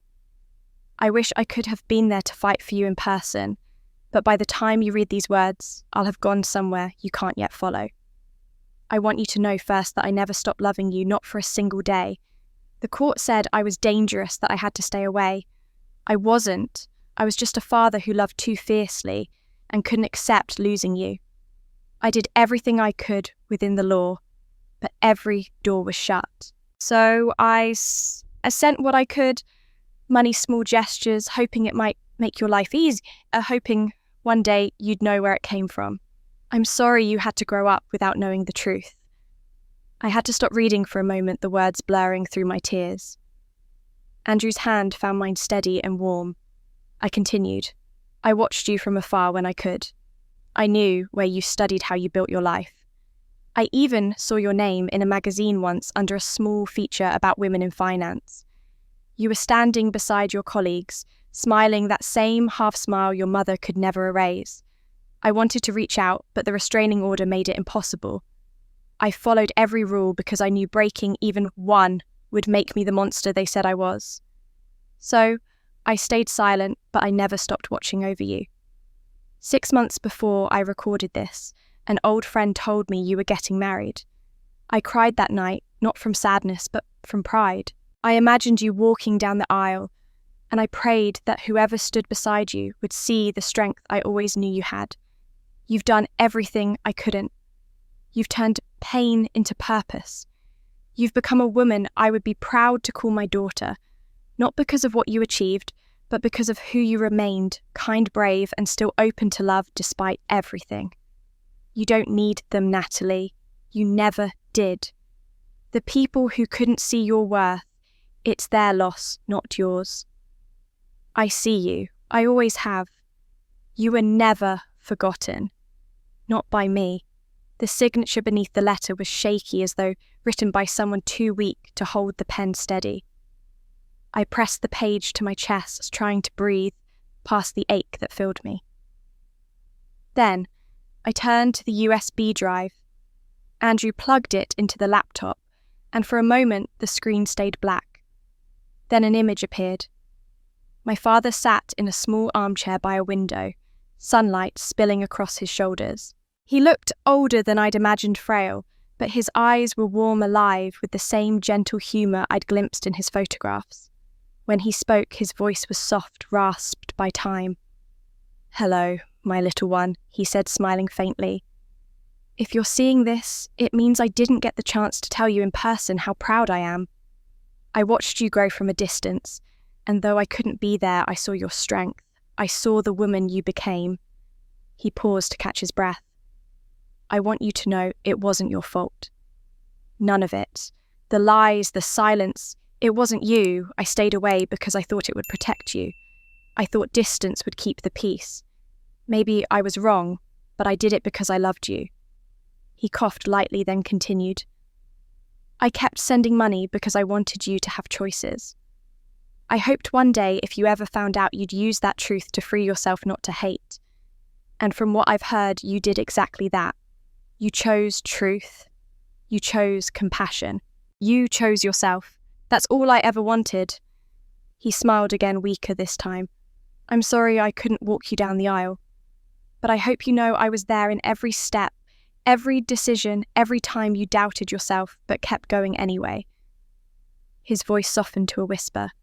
"You're complete, exactly as you are. You always were." The video ended with him looking into the camera for a long moment, his smile fading into something peaceful, like he was saying goodbye without words. The screen went black. I sat frozen, my hands trembling. Then the tears came quiet at first, then uncontrollable. I played it again and again, unable to let go of his voice. It felt like hearing the truth in the language I'd always longed for: love, unconditional and unfiltered. When I finally stopped, the room was silent, except for the hum of the laptop. Andrew wrapped his arms around me, pulling me close. "He was right," he whispered against my hair. "You're complete." I nodded, the tears still falling freely, my heart breaking open, not from grief this time, but from something far deeper: recognition. For the first time, I felt truly seen. For the first time, I felt truly seen. The months that followed were quiet and tender, like a long exhale after years of holding my breath. Grief had softened into gratitude, and the silence that used to frighten me became something sacred. When the anniversary of our wedding approached, Andrew suggested we return to Monaco. "Let's reclaim it," he said. And we did. The same castle stood gleaming against the blue horizon, but it no longer carried ghosts. It was just a place beautiful, ordinary ours again. We called it our second anniversary celebration, though it was less about marriage and more about rebirth. The guest list was small friends who had stayed through the worst, Andrew's family who had welcomed me without hesitation, a few scholarship recipients, and several women from the support network that had grown around my story. I didn't invite my mother Mark or Lily. Peace, I'd learned, doesn't require everyone to witness it. 3 days before the event, a letter arrived from my mother. She asked to come. The handwriting was neat, measured too familiar. "I've changed," she wrote. "I want to make things right." I read it twice, then folded it back into the envelope and added a short note. "I wish you well. From a distance." I mailed it back the same afternoon.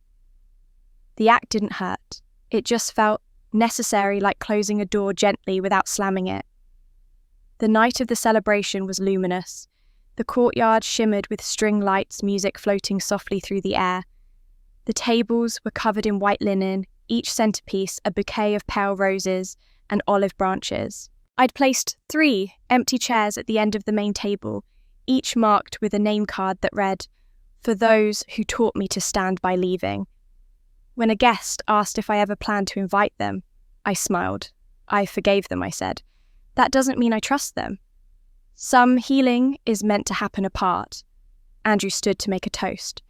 "To Natalie," he said, raising his glass, "who taught me that family isn't who you're born to, it's who shows up." Laughter and applause rippled through the room, and for a moment I saw tears glimmer in more than one pair of eyes.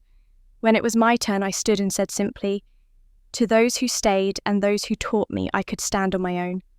We raised our glasses together. In that moment, surrounded by warmth and sincerity, I realized how far I had come from the girl who once begged to belong. As the night deepened, a familiar face appeared among the crowd, the first scholarship recipient, now a college sophomore. She hugged me, smiling through tears. "You were right," she whispered.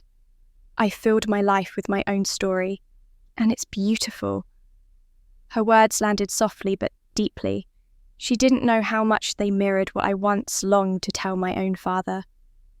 When the music faded and the guests began to drift toward the terrace, I stepped outside for air. The sea stretched wide beneath the stars, its rhythm calm and certain. Andrew joined me, his hand brushing mine. "Do you ever think about letting them back in?" he asked. I shook my head. "No. Some doors stay closed for peace to stay open." He nodded, no argument needed. For a long while we stood there saying nothing, watching the tide move as steady as forgiveness itself. By midnight, only candlelight remained. I walked through the tables, gathering small keepsakes, a photo left behind, a glass half full, a folded napkin with someone's lipstick mark. My purse sat near one of the chairs. As I lifted it, something slipped out and landed softly on the table. A yellowed envelope corners warned my handwriting unmistakable. I froze. It was a letter I had written years ago, before the trial, before the book, before I understood that silence wasn't safety. I'd written it after one of our last fights, a desperate shaking attempt to make her understand me. I had poured everything into those pages, my confusion, my guilt, my hope that if I just said the right words, she would love me again. I'd never sent it. I thought I'd thrown it away, but somehow it had followed me here. I turned the envelope in my hands, feeling the weight of time between the lines. Around me, the night was quiet, the scent of roses still lingering in the air. The letter trembled slightly as I held it fragile as a memory itself. Part of me wanted to tear it open to finally see what the younger version of me had tried to say. Another part knew I didn't have to. I no longer needed answers from the past to know my worth in the present. Still, I couldn't look away. The ink faded, but legible spelled my name across the front in looping, uneven strokes, an echo of the girl who once believed love could be earned if she just tried harder. I ran my thumb along the edge, breathing in slowly. That girl had written from longing. The woman holding the letter now was free. The courtyard lights flickered, casting faint reflections across the table. Somewhere in the distance, waves broke softly against the cliffs. I pressed the letter to my chest and closed my eyes. Whatever waited inside, I would face it when I was ready, not because I needed closure, but because I had finally learned how to open without fear. It was the letter I never sent. The paper was soft from years of keeping the ink slightly faded but legible. I sat by the balcony window, the Mediterranean stretching out in quiet gold beneath the early light. The date in the corner read 5 years earlier, back when I was 30, still caught in the dark rhythm of trying to be enough for people who couldn't see me. My handwriting tilted unevenly across the page, each word written from exhaustion, not hope. "Dear Mum," it began. "I've spent 25 years wondering what I did wrong. Tonight, I realised nothing. I did nothing wrong. You couldn't love me because you couldn't see me. That's your tragedy, not mine." The words were raw, simple and honest in a way I hadn't known I was capable of back then. I could almost see that younger version of myself at the table, crying quietly as she wrote, still believing this letter might change something. Further down I had written, "I used to think if I worked harder, stayed quieter, tried longer, you'd finally see me. But love shouldn't feel like begging. I see that now." The ink had bled near the next line where I'd pressed too hard. "I forgive you," it said, "not because you asked, not because you deserve it, but because I deserve peace." I read those words aloud, hearing how foreign and strong they sounded even now. I hadn't sent the letter because I didn't think she would listen. Now I understood it had never been meant for her. It was the first time I had written for myself. I reached for a pen and added a new line at the bottom, the handwriting steadier, older. 5 years later, I keep this letter to remind myself how far I've come. I'm not angry anymore. I'm not waiting anymore. I'm just free. I signed my name below the old one, 2 versions of me sharing the same page, the same story. Andrew stirred behind me, his voice soft. "You're up early." "Couldn't sleep," I said, smiling faintly. "I found something I once lost." He joined me on the balcony, the sea glowing as the sun climbed higher. The air smelled of salt and promise. We stood quietly side by side, watching the light move across the waves. "You okay?" he asked. For the first time, I said yes. The world had changed so much since the day I wrote that letter. My father's words still echoed in my mind, his gentle certainty that I was already enough. The scholarship continued to grow, the young women I helped now writing their own stories of survival. My book kept finding new readers, women who said it gave them courage to choose themselves. Each of them was a reflection of who I used to be and who I had fought to become. I folded the letter neatly and slid it back into the envelope. I didn't need to burn it or throw it away. It had served its purpose. Healing, I realised, wasn't about forgetting the past. It was about no longer being ruled by it.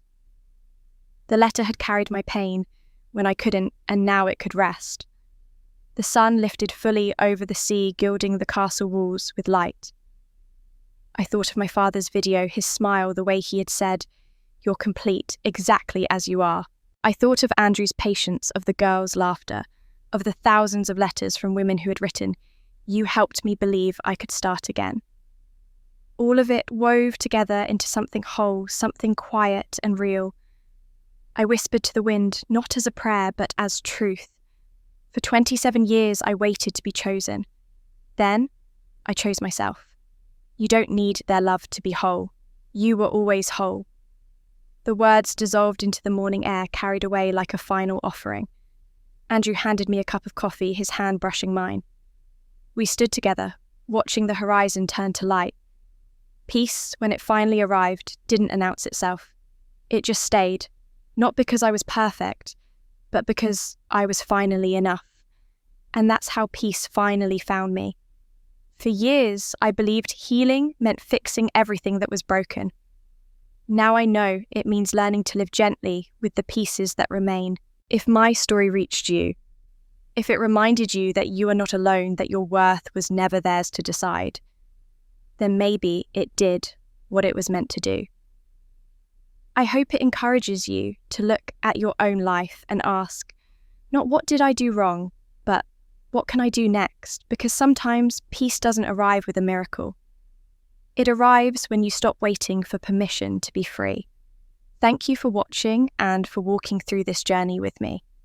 Your thoughts, your reflections, your own stories matter more than you know.